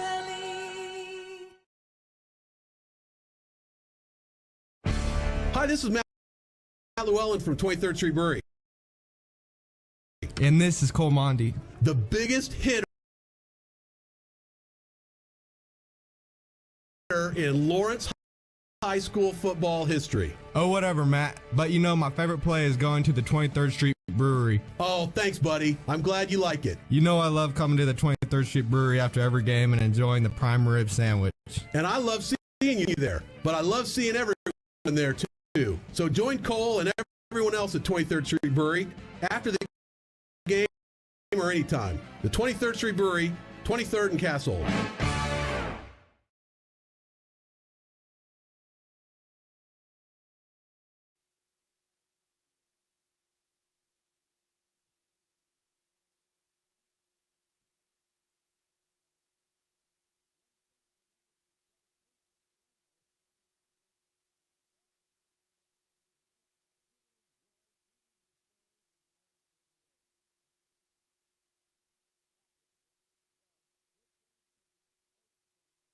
Don't trust the biggest investment of your life to a part-time real estate agent. Trust the #1 real estate team in Kansas and Missouri, the Rob Ellerman team at Reese Nichols. With over 90 agents and 5 offices across the metro, they'll match you up with the perfect agent to get you moving with confidence. They cover the entire metro area, from Lee Summit to the Northland to Johnson County. They also have offices in Des Moines and Springfield, Missouri, and Destin, Florida, if you know of someone looking to move. The Rob Ellerman team truly is your real estate resource. Call anytime at 816-304-4434 or visit therobellermanteam.com. The Rob Ellerman team, a proud supporter of Kansas City Metro High School athletics.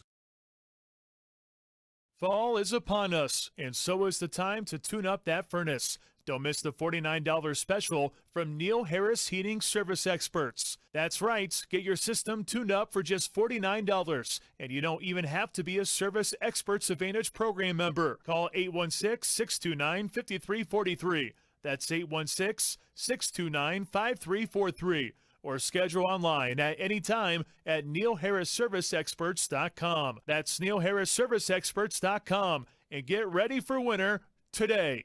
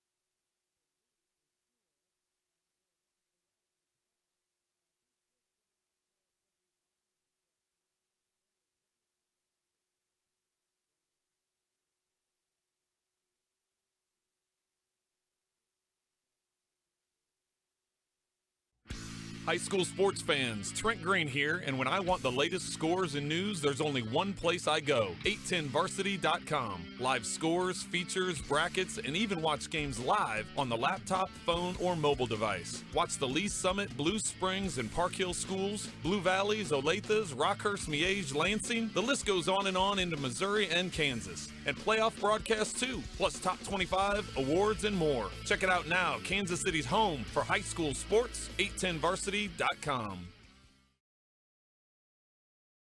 Through the years, you've always been there for each other. From the quiet moments. Honey, do you want some tea? No, I don't have to pee. Don't ask me that. The heart of every home is the kitchen. Let Midland Marble and Granite design and install a kitchen that will last for every stage in life, from babies to grandbabies and beyond. Get your dream kitchen now with custom crafted quartz and granite countertops from Midland Marble and Granite. Midland Marble and Granite, naturally.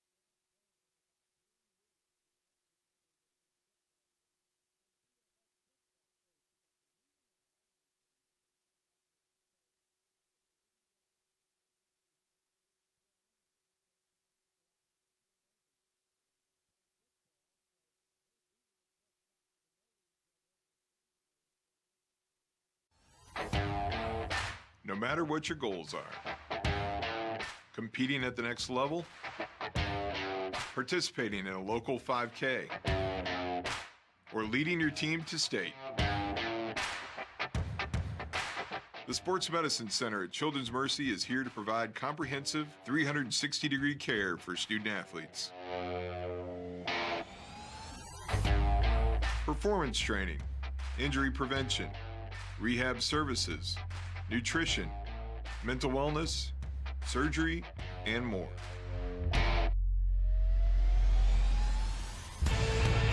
It's not just about the next goal or the one after that. It's about supporting a lifetime of sport and helping every student athlete play healthy.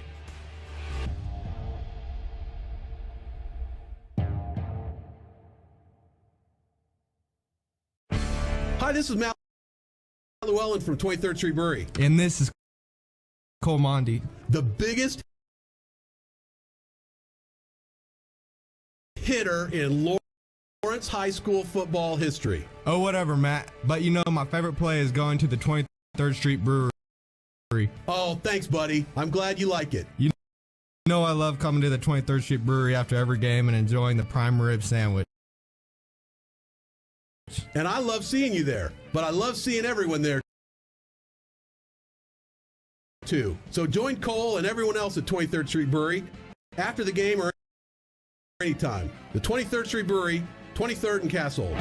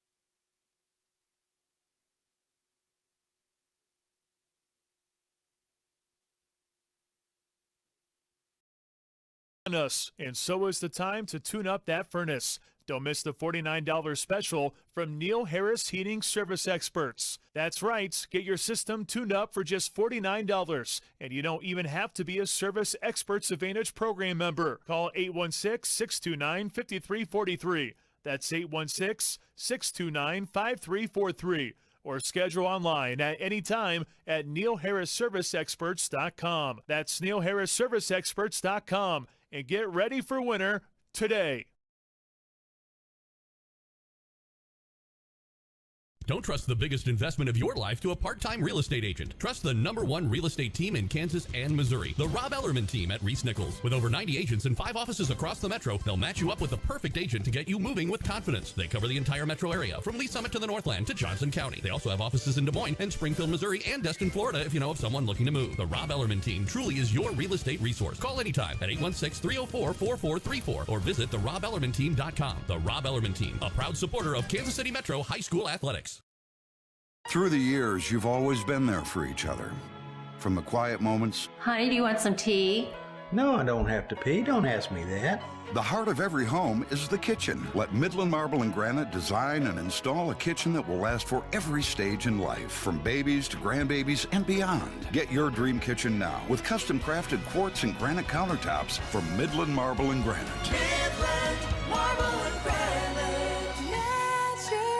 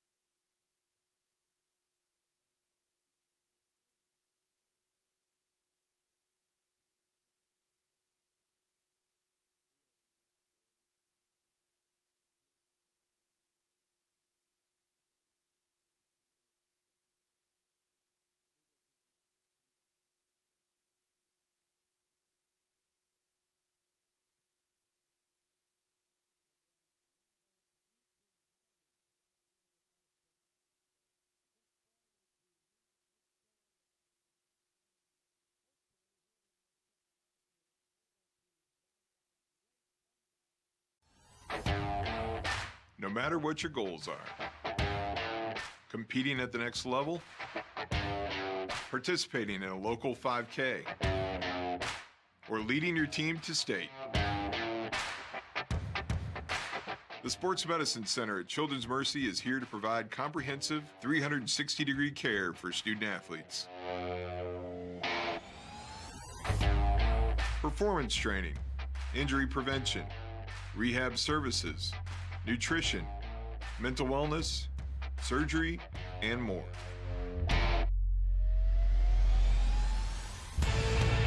It's not just about the next goal or the one after that. It's about supporting a lifetime of sport and helping every student athlete play healthy.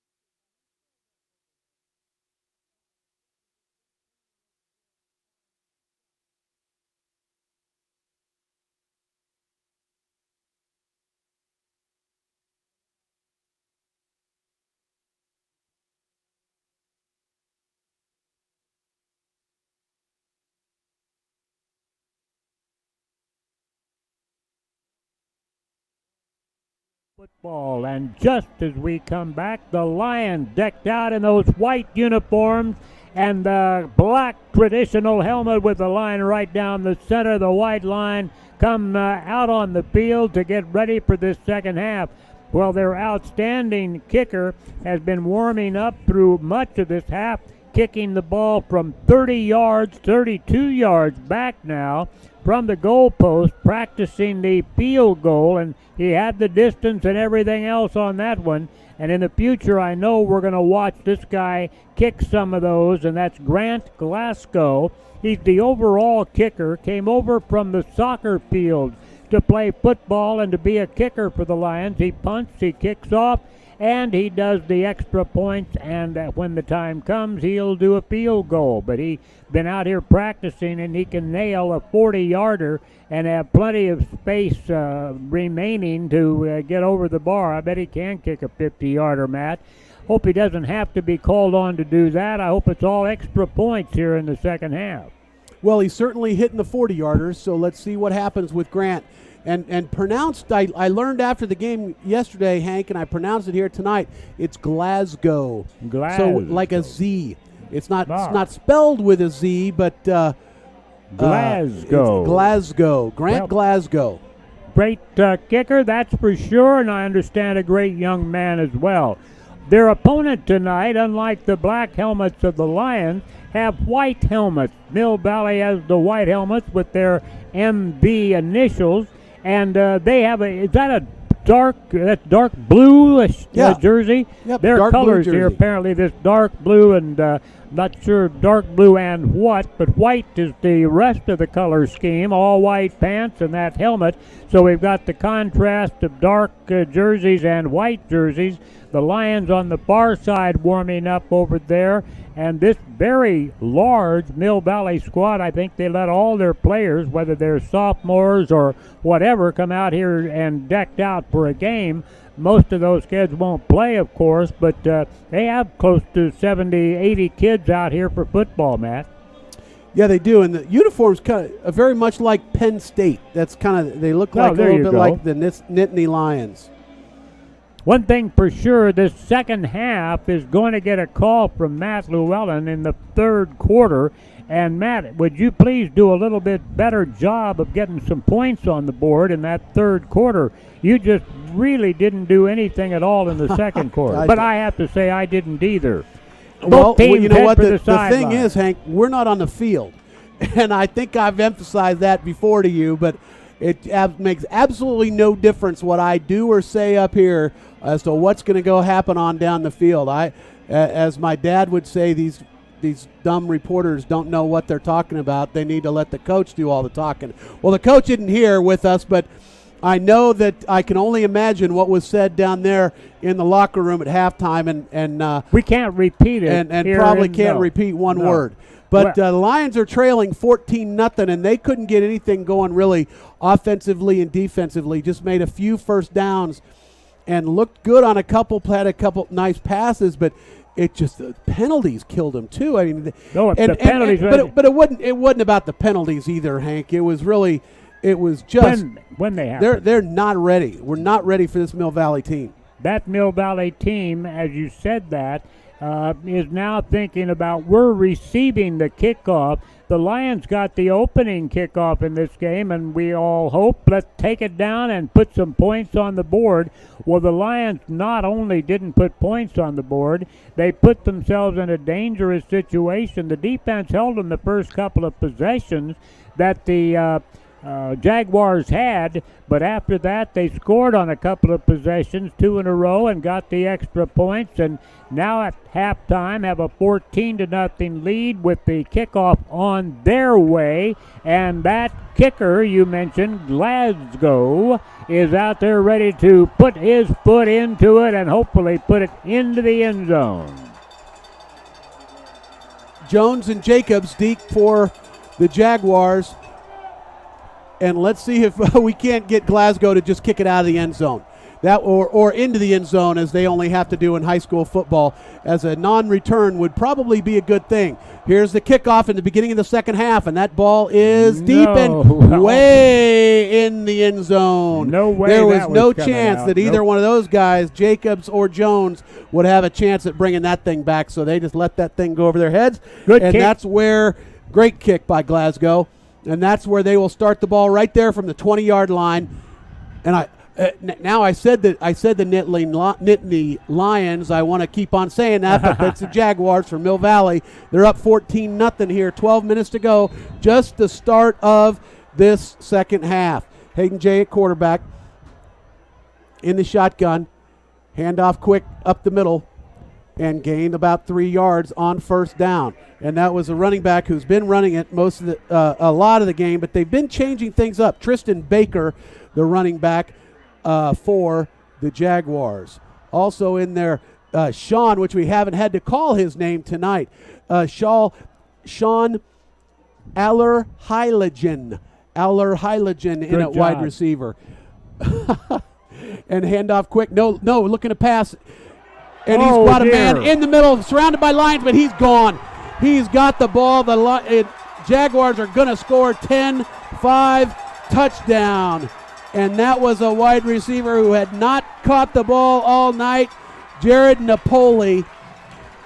Wide open, not really wide open, but able to make the catch, and then the Lions just couldn't tackle him, and he was gone. 77 yards. Absolutely gone. The Lions missed the chance to hold him up after he made the catch, and he was one speedy guy. And really, wow. I don't want to say the Lions deep backs they got beat. It almost looked like they lost a little effort, Hank. I'm worried about him now at this point. I am worried. The ball's up, kick is up. It is good. That's going to make it 21-7 here at Jaguars, 21-0. Lions are getting beat by Mill Valley Jaguars. You're listening to Lawrence High School football on 1320 KLWN 1017 FM and streaming live on 810varsity.com. Through the years, you've always been there for each other. From the quiet moments. Honey, do you want some tea? No, I don't have to pee. Don't ask me that.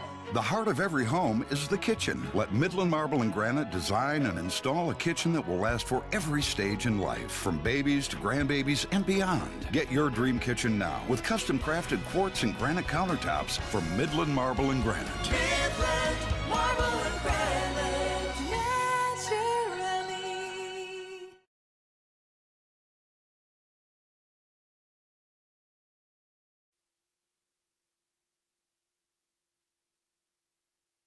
Back at Jaguars Field, where Lions are getting set to take the ball on this Jaguars field here. Kivrin Heck and Avion Nelson deep for the Lions.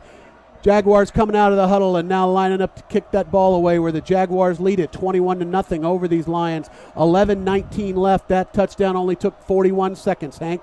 And here we go. Lions are going to get an opportunity to get it now. Kick is up, and it is going over to Kivrin, and check that. Up, not even to the 30-yard line, and that's where the Lion gets it right there. It is Jaden Brittingham able to get it up on the. He's the second widest out person on the field, but Jaden able to get it there at the 20, maybe pick up about. No, he got 12 yards. 12 yards there. Up to the 32-yard line. So good field position off to the return, and the Lions don't give the good field position away with penalties. Heck in at running back still. Jules Guard got the quarterback, slapping his hands. Two wide receivers to the near side. Hands off to Heck. Heck's got a hole up the middle and gained about 3 or 4 yards. Nice little pickup on first down. If they can get that every time, we'll be rolling. But unfortunately, Hank, that's not necessarily a given in this game.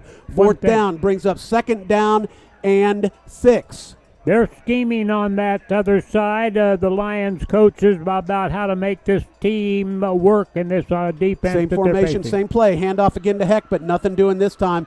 And that was exactly the same formation, same play, same part of the field. And this time, they read it. They knew what was coming, and they handled Heck that time. I want to take no a moment gain on that play. And let everybody know that our halftime interview and show was brought to you by 23rd Street Brewery. You know those guys. I do. They're pretty good folks over there. Thanks to them for all the great meals they serve and for bringing you halftime. Well, now that's interesting, Hank. They gave him a couple extra yards. I didn't see it come up that much, but they gave him 2 yards. That's going to bring up 3rd down and 4. Quick handoff to Avion in the backfield. Avion's got the first down. Wow. Nice little you haven't called very many first downs for the Lions tonight, Hank, but nice little 6-yard pickup by Avion.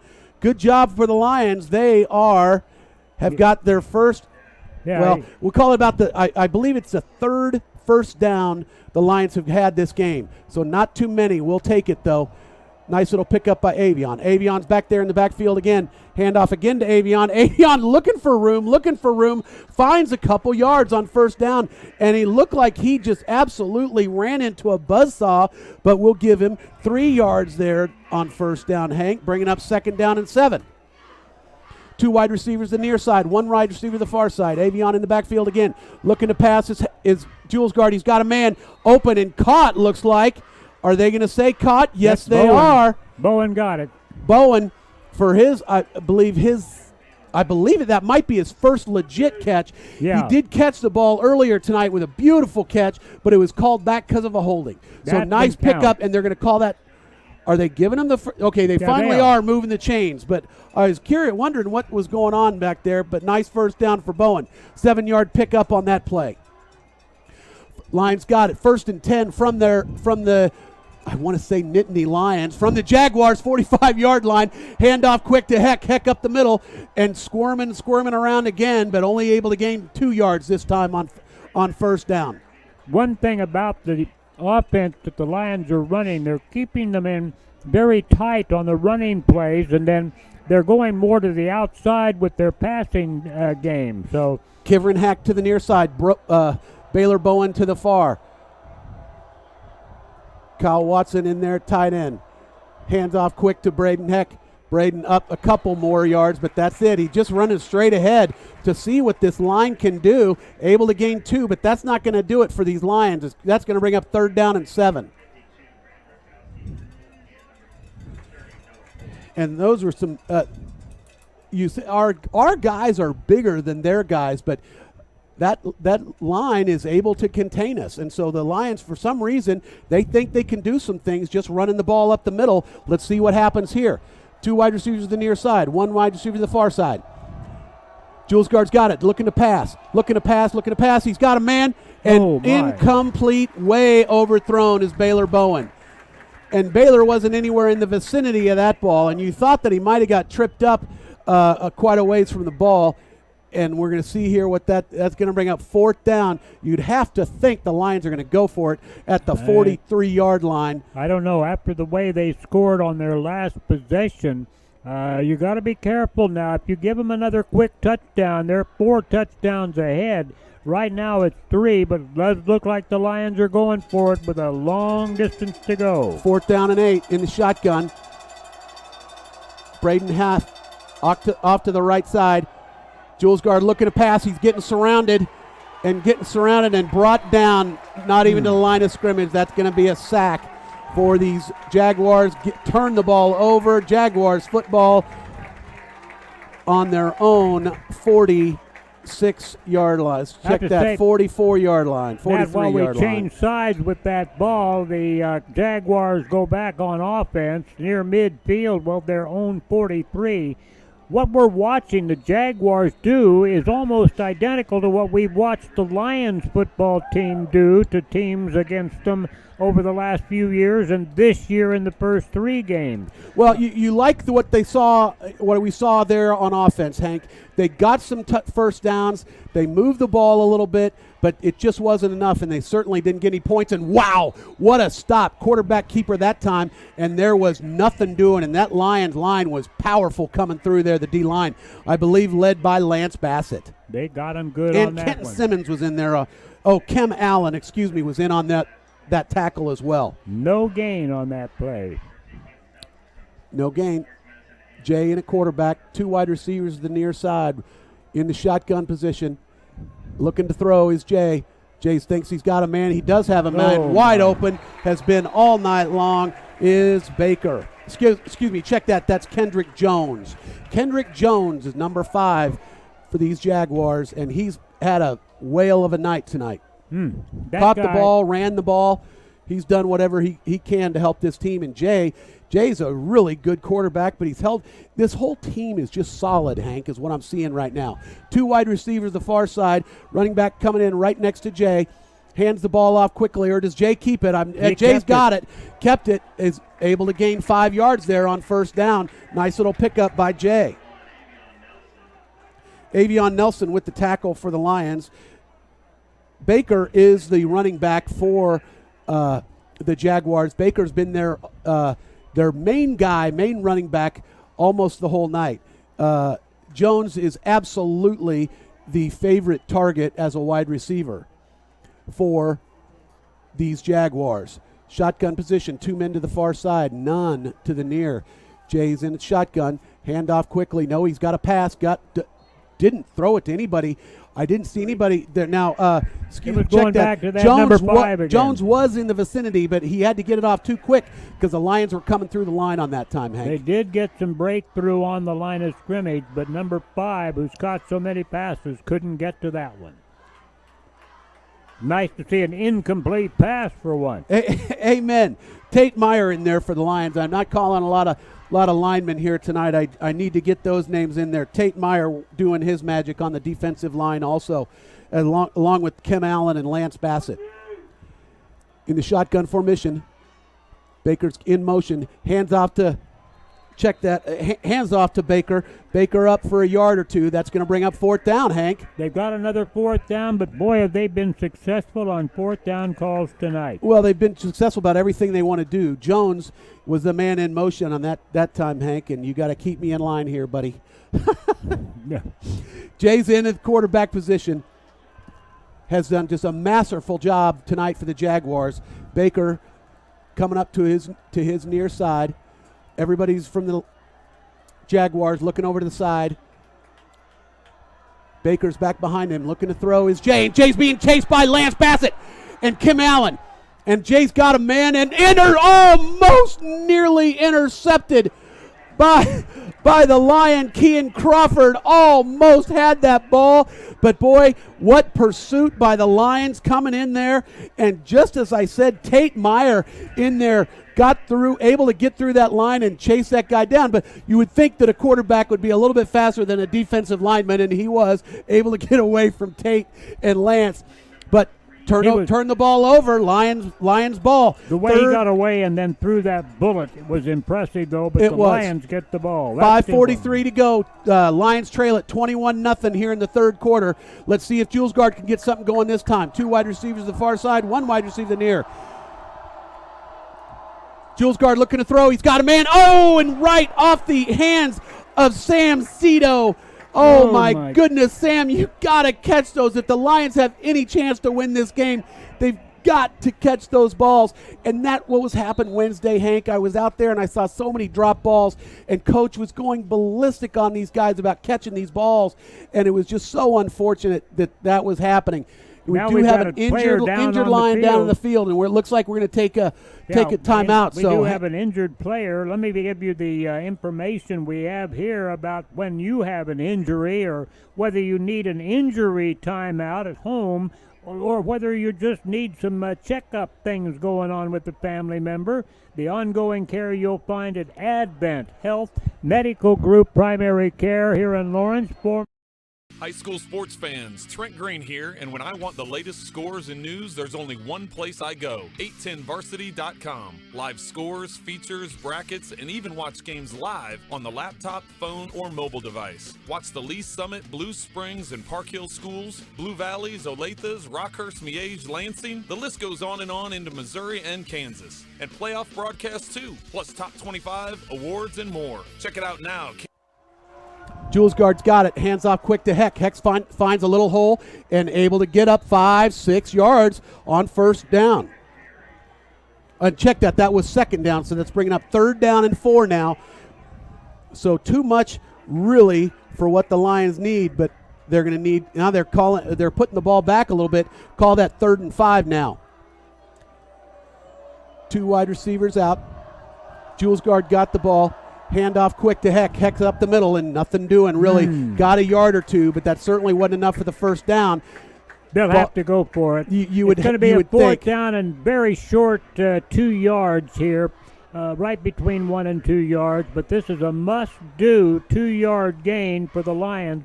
With just under 5 minutes to go in the third quarter, they got to have a touchdown on this drive. Ball on the 47, 4th down, and we'll call it a long one. Jules Guard calling for it, gives to Heck. Heck up the middle, and he's got the room. He's got the first down. Found a hole, did Heck. Just up to right off the center, right through the right side. And nice little pickup by Heck for call it just 3 yards, but certainly enough for that first down. Actually, no, we're like 4 now where they're spotting the ball. He got 4 yards on that run, and it took it down to the 47-yard line. And the most important thing, now they're in the enemy territory, They've got to keep this drive going. 4:06 left to go here in this third quarter. Lions have the ball in Jaguar territory, which has been very odd all night. Braden Heck handoff and nothing doing. The Jaguars knew right where that was going, and they had him stopped all the way for no gain on first down. Second down 10 from the 47-yard line of the Jaguars. Let me say what I'm seeing is something I haven't seen after plays in the past games this year. I look down there and see an offensive lineman standing there, not moving, standing straight up with hands on hips. They didn't block anybody on that last play. Jules Guard's looking to pass. He's getting surrounded again and coming down, but he's able to pick up a bunch of yards on first down before he gets brought down after gaining, we'll call it, looks like about, long 6, 7 yards. That was second down. Now third coming up now. Yep. Third down and 4. And Lions no huddle. Looks like they're getting up there and going for it. Jules Guard, nice little pick up there on second down. Call it 6 yards. Jules Guard slapping his hands. 3 wide receiver diamond set to the far side. 1 wide receiver to the near side. They went long the last time. Let's see if they go short this time. Either way, 4 down territory. Heck moves to the opposite side of Jules Guard. Jules Guard going to pass all the way. He's got a man downfield to the 30. And we've got a slight rain here. Oh, my goodness. And we've got a flag. Looks like that is going to be a late hit. That was a targeting penalty. They hit the Lions player that caught that ball square on in his up around his neck and his head. They're going to call a very well-deserved targeting penalty on that one, a big 15-yarder. Let's see if the young man does remain in the game. And, David, did you catch the receiver on that play? I did not catch the wide receiver. I was looking at the rain, Hank. You got to stop me looking at the rainbows or the squirrels. But a nice open field catch and run by the Lions. And then, of course, the targeting added on to that, 15 yards.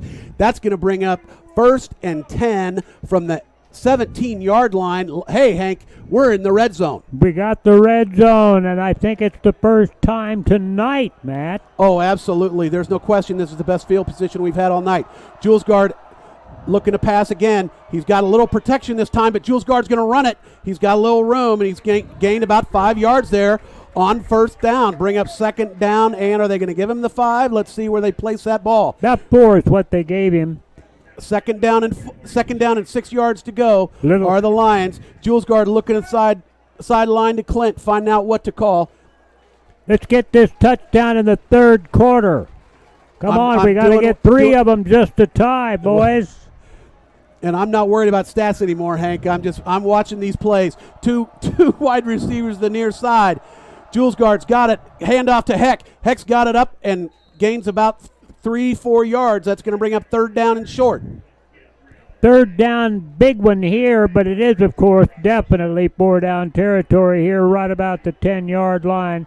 The Lions look over to the coaches. The coaches are signaling, waving their arms with the plays with a third down and 2 yards to go now for LHS. And no real trickery on this drive at all other than the one time the short triangle formation.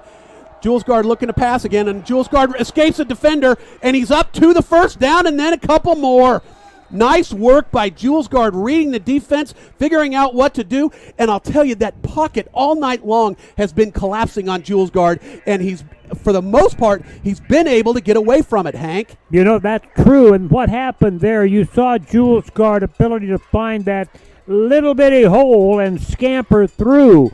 They've been filling it up much better than that all night. So there may be a little bit of tired in that one. 38 seconds, and the clock runs as we run out of time.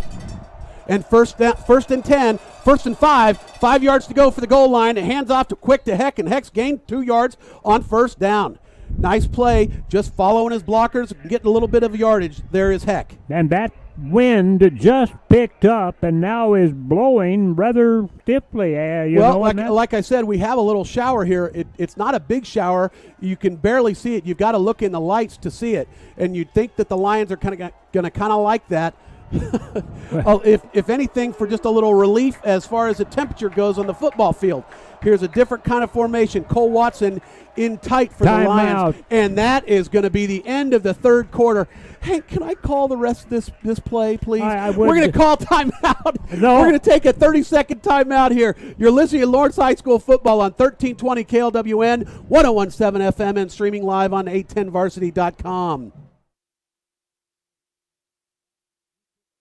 Don't trust the biggest investment of your life to a part-time real estate agent. Trust the #1 real estate team in Kansas and Missouri, the Rob Ellerman team at Reese Nichols. With over 90 agents and 5 offices across the metro, they'll match you up with the perfect agent to get you moving with confidence. They cover the entire metro area, from Lee Summit to the Northland to Johnson County. They also have offices in Des Moines and Springfield, Missouri, and Destin, Florida, if you know of someone looking to move. The Rob Ellerman team truly is your real estate resource. Call anytime at 816-304-4434 or visit therobellermanteam.com. The Rob Ellerman team, a proud supporter of Kansas City Metro High School athletics.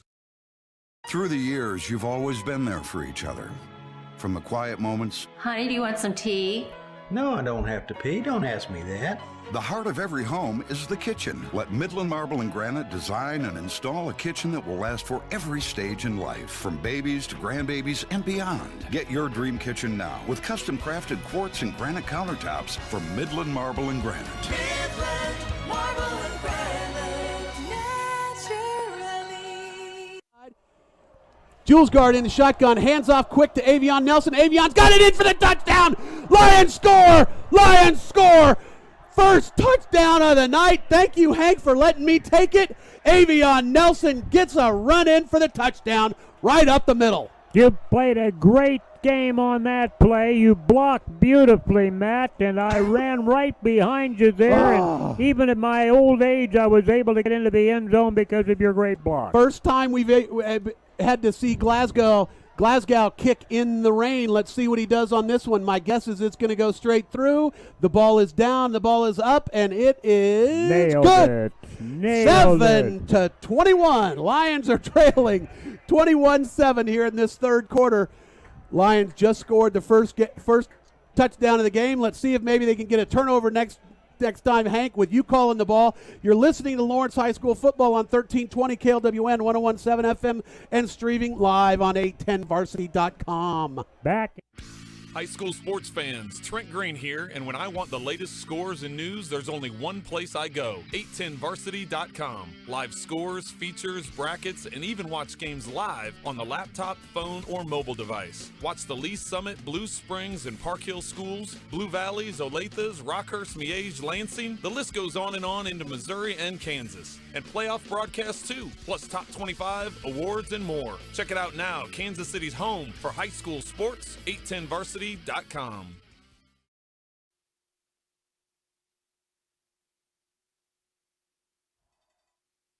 Well, and we're back here at Jaguar Stadium. Lions are about to kick it off, and the Lions fans for the first time tonight are jumping up and down. They're excited. We've got rain going on in the field. Everybody's happy. We got our first touchdown. Hank Booth, here you got the call. All right, and here is the Lions kickoff, and Glasgow boots it down, taking it to 20-yard line. Not a long kick on that one.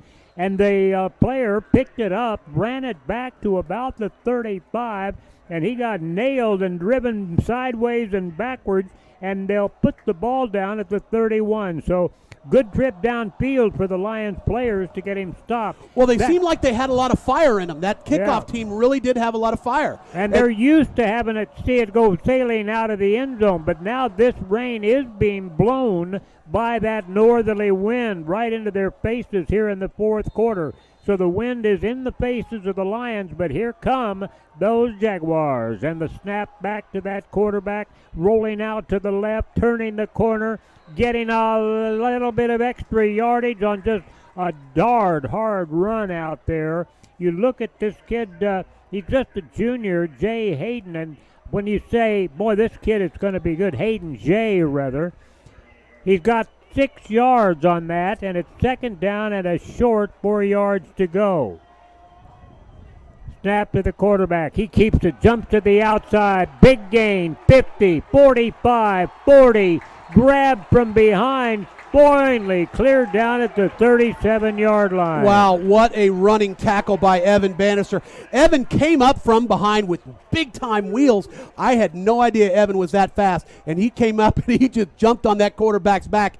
Jay felt it that time. And this weather, the rain is coming down really, really hard. This weather update brought to you by Jamie Lowe at Prairie Land Insurance.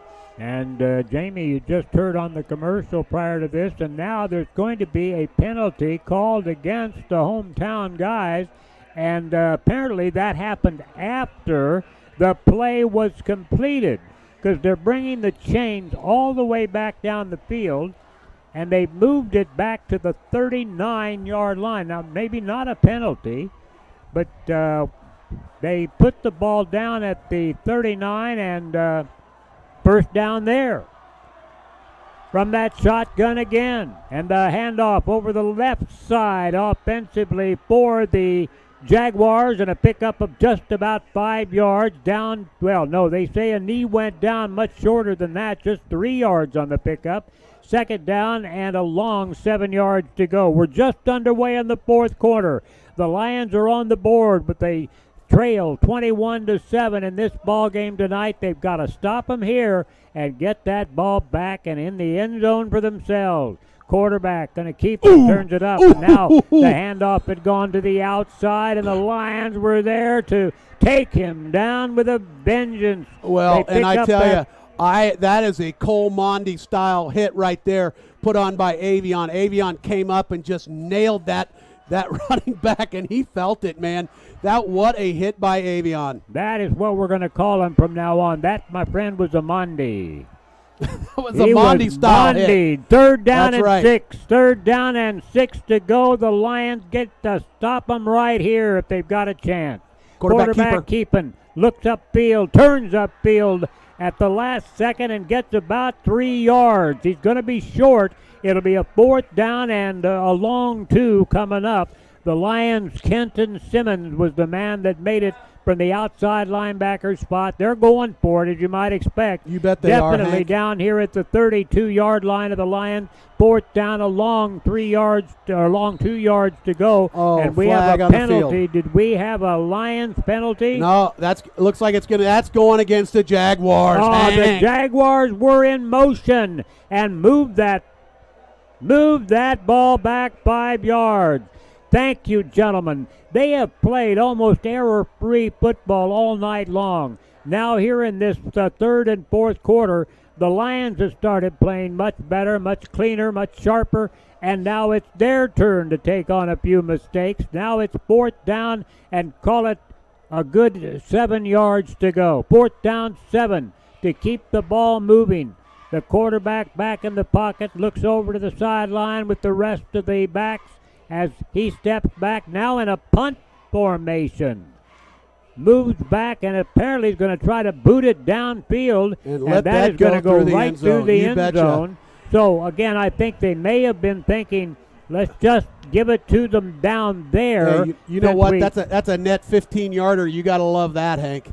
The Lions are able to pick up the football now and take it from the 20. If they booted it on the ground, perhaps they get it stopped, but they just said, let's make sure we kick this ball, so they're going to have to go 80 yards to get their second score of the night. 9:19 left in this game, Hank. That is it. 9 minutes and 19 seconds to put 2 touchdowns and hopefully another point or 2 on the board for the Lawrence Lions if they're going to stay undefeated. Lawrence High School ready to go on offense. And Jules Guard ready for that snap. Standing at the 14, takes it, rolls back on the left side, throws the ball, and it's incomplete. Yeah. Jules Guard trying to throw that one on the run. I think if he'd planted his feet, he might have had a little better luck, but he tried to throw it while running to his left, and just didn't go anywhere with the pass. It just didn't get there. Well, and Baylor was wide open. Now, he wouldn't have gained a lot of yards, but he could have potentially run it up, maybe averted a would-be tackler and gained certainly a first down. But right now it's second down 10 after the incompletion. Avion Snap running comes back. And Avion's got the handoff, and no, boy, oh boy, That was a snapshot from the first half. We're not supposed to see those in the second half. That will look just like some of those great defensive plays that we saw in the first half of this game by the Jaguars, and that one lost half a yard. It's still third down, now 10.5 yards to go. Lions trail it 21-7 with 8:45 to go. Lions up to the line of scrimmage. They've got a big gainer to get here. They've got to get 11 yards to get the first down. I'm sure going for it on fourth isn't out of the question. Here comes the snap. Back in the pocket. Jules Guard wants to throw. He's going to be tackled for a loss. Boy, oh boy, Jules Guard that time just got buried. He really never had a time to set his feet, Matt. Yeah, he didn't, and I'll tell you, he was trying to go over Asen Villegas, but Asen was on the Asen found himself on the ground, and Jules Guard was he just didn't have anywhere to go. You know, the pocket has been collapsing on him all night, and he's been able to get through there, but this time nothing doing, Hank. It looks like we got an injured Jaguar down on the field. We do have an injured Jaguar, and now they've stopped young the man's clock in for pain. that. He's got some pain going, and remember, it might be just a cramp. They're stretching him out there, so it could be just a cramp. We'll see what happens here. And don't forget, if you have an injury of some kind in your family, or you just need a checkup, whether you're sick or injured, you want to avoid getting sick or injured. That's the main thing, and the experts at Advent Health will take great care of. Hi, this is Matt Llewellyn from 23rd Street Brewery. And this is Cole Mondi. The biggest hitter in Lawrence High School football history. Oh, whatever, Matt. But you know, my favorite play is going to the 23rd Street Brewery. Oh, thanks, bud. If it'd be an incomplete pass, you'd be turning the ball over to the Jaguars with a touchdown in plain sight, only 18 yards away. Here comes the snap for the punt. A deep snap it is. Perfect. Here comes the kick, and it's a good punt coming way downfield, taken in at the 45, upfield, breaking tackles. Oh, my goodness. That's coming back, I believe, Hank. This may have a penalty. Yes, there's a penalty flag down, and that excellent run back is going to be negated by somebody's illegal block on the return. What we saw, though, was a Lion who grabbed hold of his leg right after he snapped, right after he caught the ball. McCade Lewis had a hold of him out there for just a second. He broke that, and then on that run on down the field ended up with a big gain of about 17 yards, and now it's all coming back because of the penalty that occurred right at midfield. A 10-yard march off back to the 41-yard line. So it happened right in Lions territory, just over the midfield line. A 10-yard mark off for the illegal block, and it's first down now for Lawrence, for the Jaguars. They're back at the 41-yard line instead of clear up here at the 40 on the other side of the midfield stripe. Lions sending that defense out there. They know what they've got to do. Get that ball back. Don't give up first downs. Let's do it now. There goes the running back carrying that football over the left side, and a short gain out there. Avion with the stop. And Hayden Young gets that stop. You mentioned the fact that we watched a terrific game by Lance Bassett playing that defensive end spot. The junior needs to be one of those people now that really steps up and goes after it. But it's good when he can get some help like that from some of the others. Kennedy in at running back now for the Jaguars.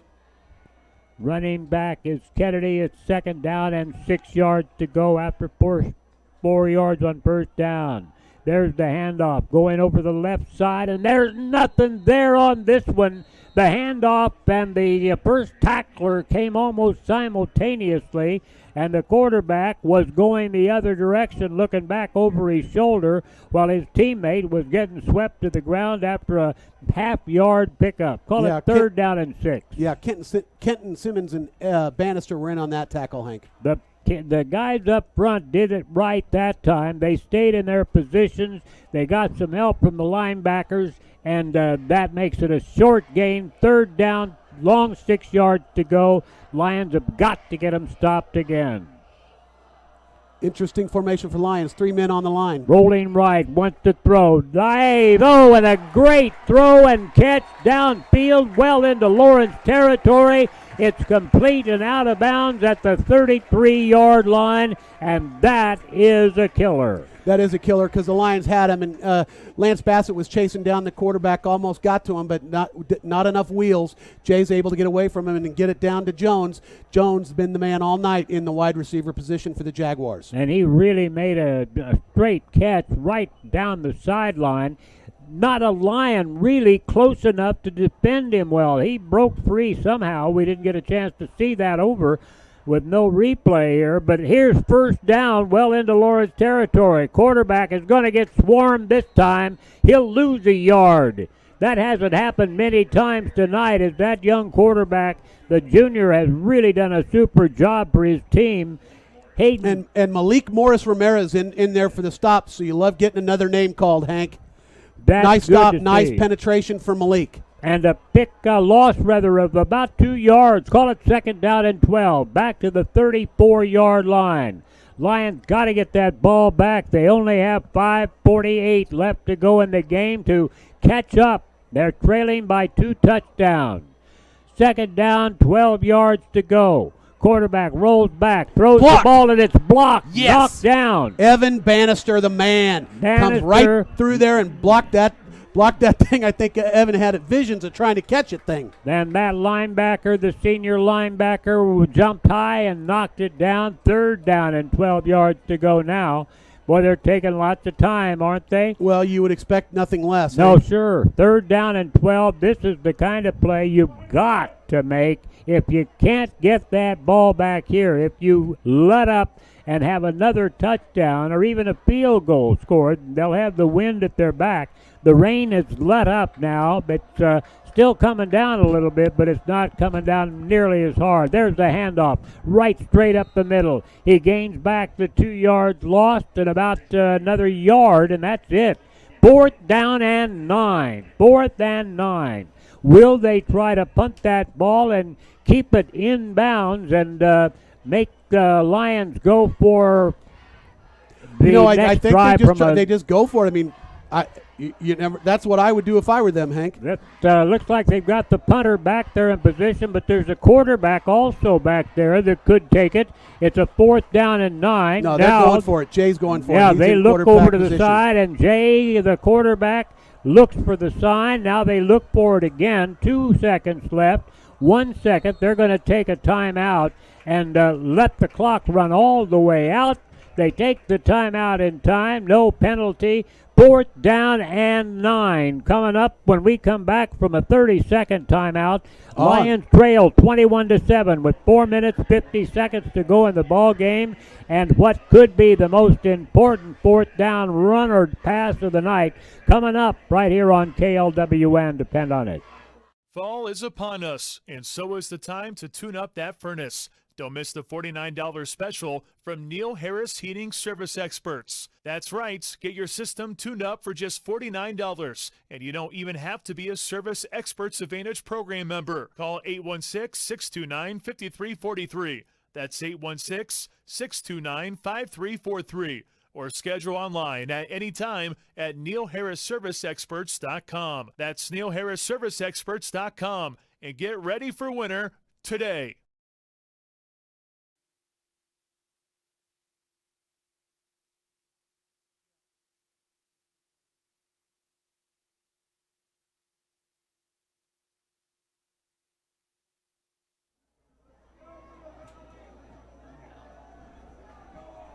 And we're back here with 4:50 left to go in this game. Lions trailing 21-7. This is the play. Fourth down and 9. Jay back in the pocket, getting chased hard, rolls out, throws the ball incomplete. Broken up. No penalty flag at the point the pass went to. The Lions got him stopped. McCade Lewis, great, could be the defensive play on the night, stopped him. And I say that, but nice job by McCade, able to get that ball and block it, get it out of there. Kenton Simmons was big-time pressure on Jay, and Jay had to rush that pass, but he had a man open and a line on him, but Nice job by McCade to knock that pass down. No question about this possession by the Lions. They have to score. They have the ball first down at their own 31-yard line. They've got 69 yards. They have to travel very quickly, and they've got to get the touchdown and extra point. Long pass play, incomplete, over the head of Bowen. Bowen went high for it at the 40 in the other end of the field. Yeah, Bowen and Avery were both down there ready to catch the ball. It just went over both of them, but he had to be concerned about the 4 blue shirts that were right around those guys. Yeah, I was going to say there were 2 of us and 4 of them, and I also think that there might have been a miscommunication on where the wide receivers both were, because they were both in the same spot. Mm-hmm. Within 5 yards of each other, 2nd and 10. Back in the pocket, and he runs out of it, and he's got some yardage. Go down Truman. to the 40, Go heads for the sideline, and out of bounds to stop the clock at the 42, 43-yard line. First down, picked up 13. You got to love that heads-up play by our quarterback, our leader, our quarterback. He knows he's got to get the 10 yards, but he also knows he's got to get out of bounds. Ball's on this hash mark. He's at this side of the field. He runs clear to the other side of the field, gains the 10 yards, and has a peace of mind to the peace of mind to go out of bounds. Nice job by Jules Guard. Jules Guard now with a first down. Going to go long down the sideline. He's got a man down there who's double teamed, but it's just overthrown, intended way down that sideline. Was that Davion down there? No, that was Zarek Avery, Hank. Avery, the intended receiver. He had 2 guys running alongside of him. Now the Lions ready to go again after the incomplete pass. He's going to run the ball out of the pocket again, and not nearly as successfully on this one.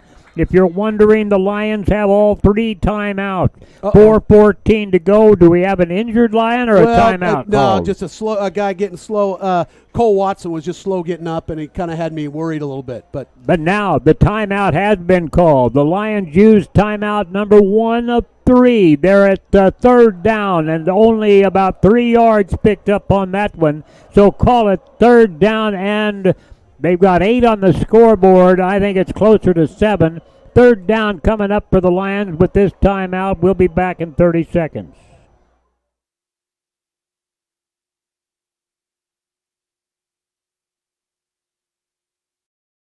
On us, and so is the time to tune up that furnace. Don't miss the $49 special from Neil Harris Heating Service Experts. That's right, get your system tuned up for just $49, and you don't even have to be a Service Experts Advantage program member. Call 816-629-5343. That's 816-629-5343. Or schedule online at any time at neilharrisserviceexperts.com.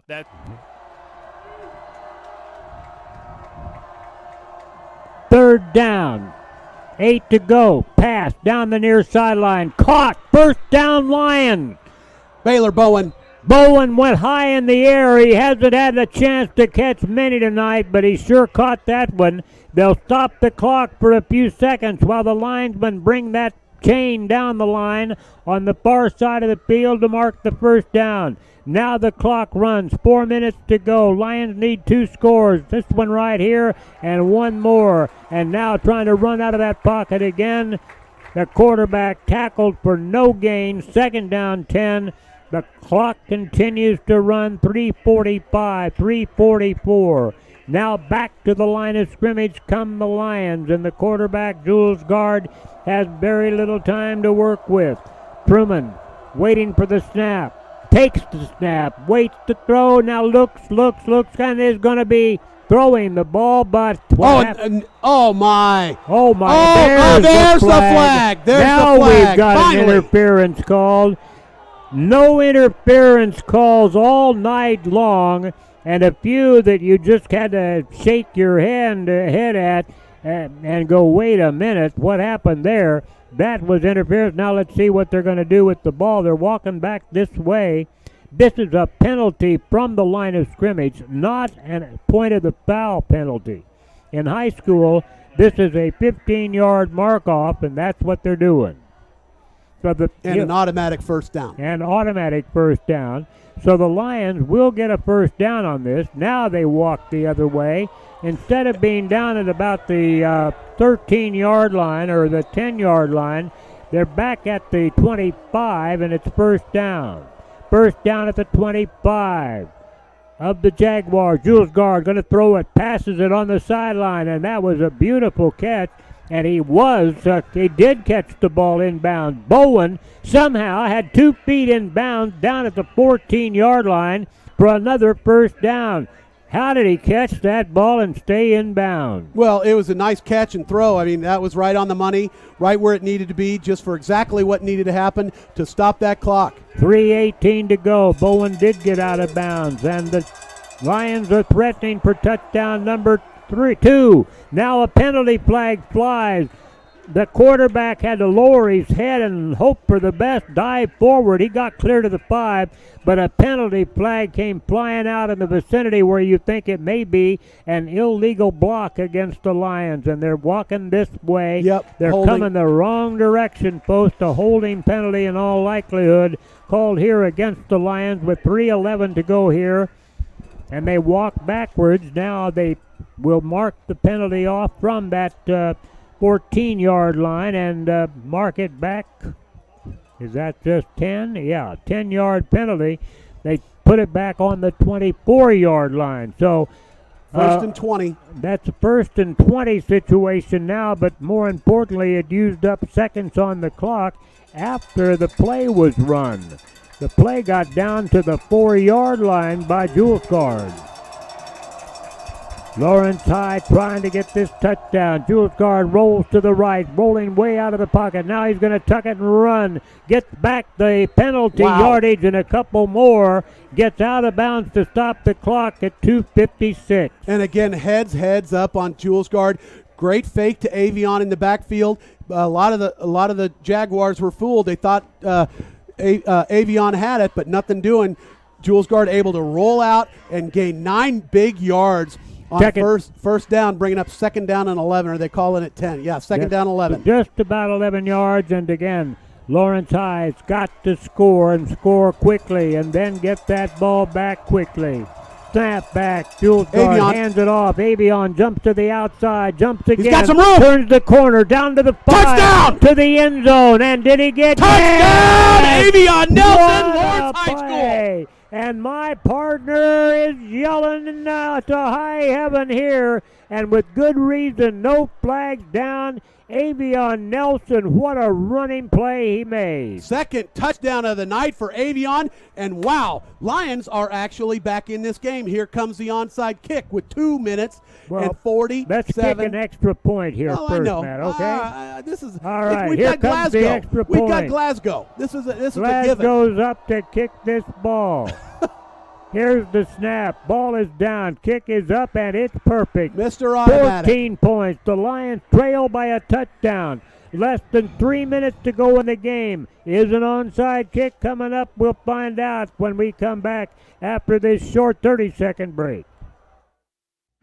High school sports fans, Trent Green here, and when I want the latest scores and news, there's only one place I go, 810varsity.com. Live scores, features, brackets, and even watch games live on the laptop, phone, or mobile device. Watch the Lee Summit, Blue Springs, and Park Hill schools, Blue Valleys, Olathes, Rockhurst, Miege, Lansing. The list goes on and on into Missouri and Kansas. And playoff broadcasts too, plus top 25, awards, and more. Check it out now, Kansas City's home for high school sports, 810varsity.com.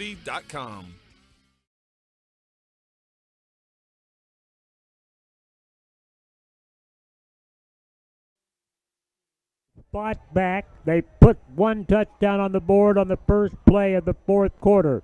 They just scored a second touchdown for this game with about just a little less than 3 minutes to go in the contest. 2 touchdowns, just hard work touchdowns to get them. Nothing quick and easy. Now they've got to get this ball back, and they start the effort with an onside kick try. Glasgow has a short run-up plan. You're thinking onside. And it is. He kicks it toward the sideline. It bounced back on toward the field. Jaguars got it. Jaguars get it, and they're right about midfield. That ball bounced into a Jaguar, but I think he very alertly pounced on that ball at the 49-yard line. Oh, yeah, they've got one job to do, that front line, when you know that's an outside kick, and that is to get that ball and fall on it. But I'll tell you, beautiful setup by Glasgow. That was really a nice on-field kick. Did exactly what you wanted to do. Just gave the guys enough time to get up to 10 yards and get it. Lions had an opportunity, but Jaguars able to fall on it first. The Lions have to get this ball back. Rip it out of the ball carrier's hands. Go high, go hard, go strong, Lions, to get this ball back in possession. The quarterback hands it up the middle to the running back, and nothing is there. Maybe half a yard, and it's second down, and still call it virtually 10 yards to go. The ball right at midfield. Yep, Baker back in there at running back for Jaguars.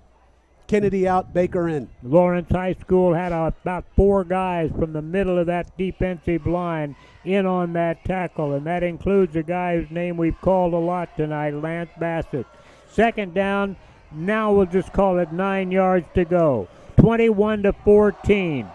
21-14, the clock is stopped with 2:21 as the Lions use timeout number 2, Matt. 2:41 left to go in this game, Hank, and let's see. The Lions have got to get a defensive stop. Whether they take it away or whatever they do, they've got to get it stopped here. We're down to 1 timeout left for the Lions. Lawrence High School has 1 timeout. Now, will they use it if this running play, and I'm assuming running play coming up, is unsuccessful? They might as well, because I'm pretty sure that you're going to see the Jaguars punt it. Here comes the running play by the quarterback. Out to the outside, turns the corner. He gets the first down, and that's the story of the quarterback's work tonight. Jay Hayden takes that ball over to the left. Yeah. I cannot believe what I just saw. Evan Bannister absolutely got tackled in the backfield, Hank, and there was not a flag in sight. Evan Bannister got tackled in the backfield. That's a defensive player tackled by an offensive player. That's not the way they're supposed to play the game, right? That's right. Okay. That should have. I just can't imagine how that was not a holding. There would be a lot of unhappy fans here on our side where the home team is located. Handoff goes over the left. Oh my goodness! 8 up, 7, 8, maybe 9 yards. Handoff to the running back over the left that time. And when the Lions really need a stop, they give up 8 yards, and the clock runs with 2:15 to go, and they're not using that last timeout right now. Second down, 2 yards to go for the Jaguars, trying to hold on to the ball, run clock off, and get this ball game finished before the Lions can score a third touchdown to tie it up or take a lead. Second down and 2. That quarterback has been at it all night. He keeps the ball. Yes! He is tackled for a loss. Back to the original line of scrimmage. And the Lions going nuts. Evan Bannister came up big that time, and he wasn't letting anybody tackle him. He was doing the tackling. Nice quarterback sack by Evan Bannister.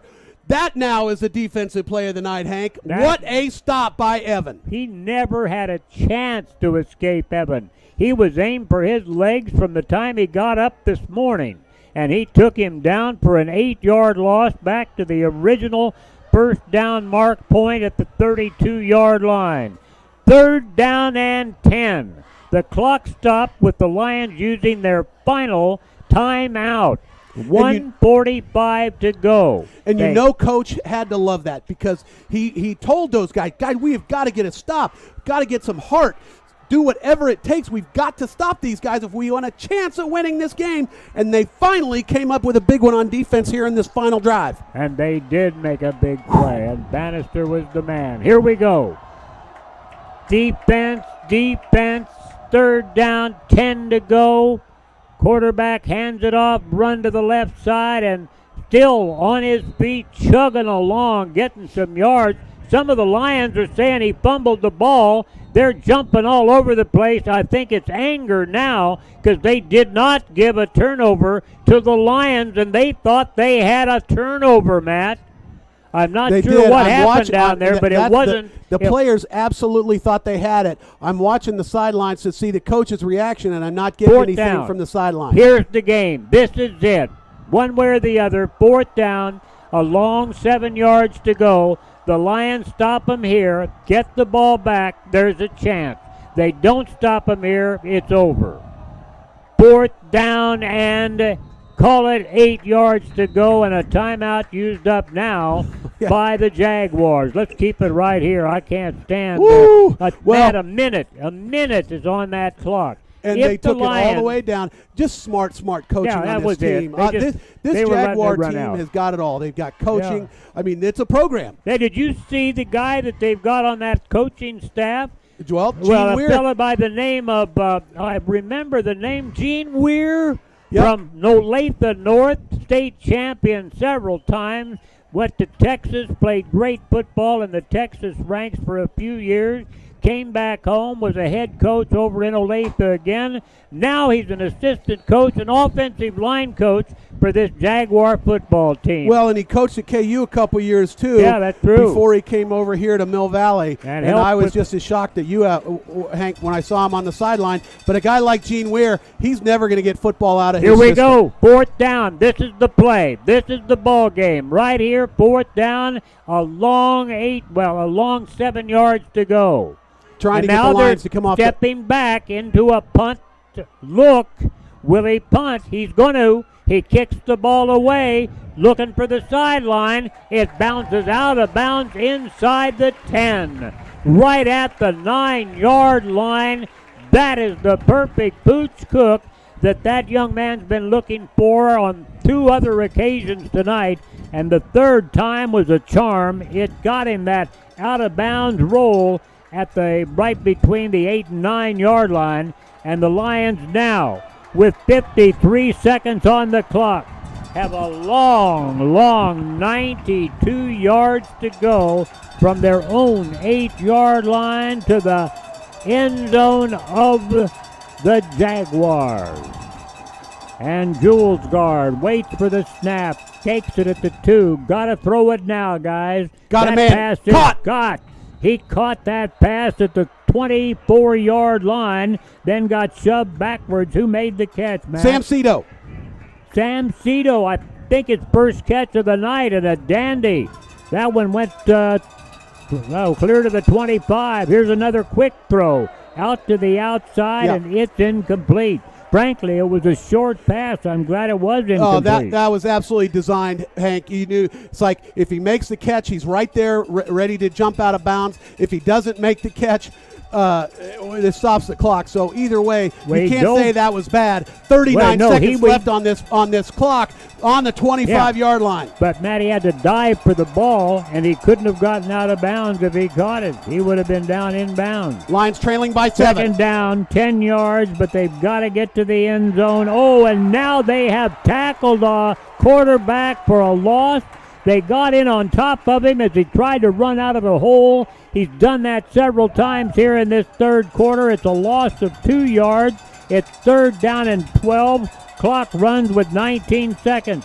And the quarterback, Jules Guard, is caught. Throws the ball. It's caught. Clear up at the 42-yard line. They'll stop the clock to move the chain. It's on the clock, 12 seconds.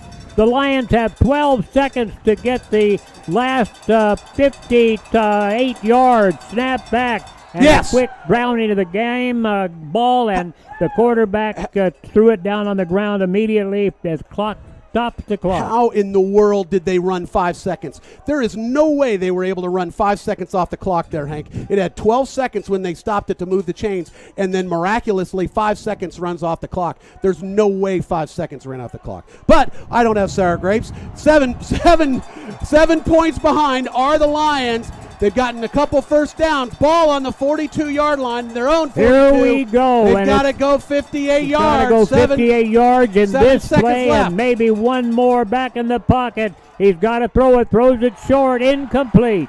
3 much time seconds left on the clock. Incomplete They've got another pass. shot. My goodness, that was a short pass. They were looking for that pass to go to Avion Nelson. The pass was incomplete. Stop the clock. 3 seconds. Now there is really one more play.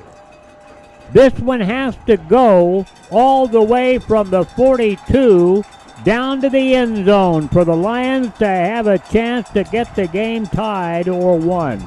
3 wide receivers left. There's no running out of the pocket.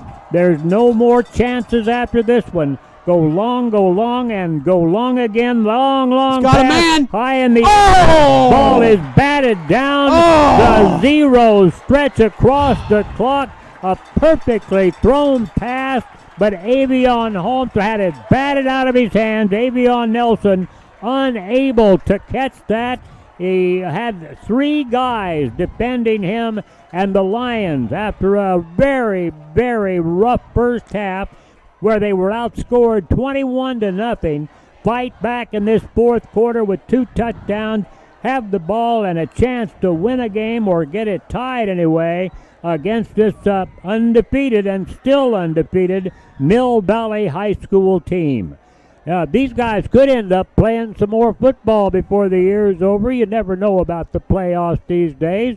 But tonight the Lions need to just say congratulations, get back home, and play football like a team that is possessed.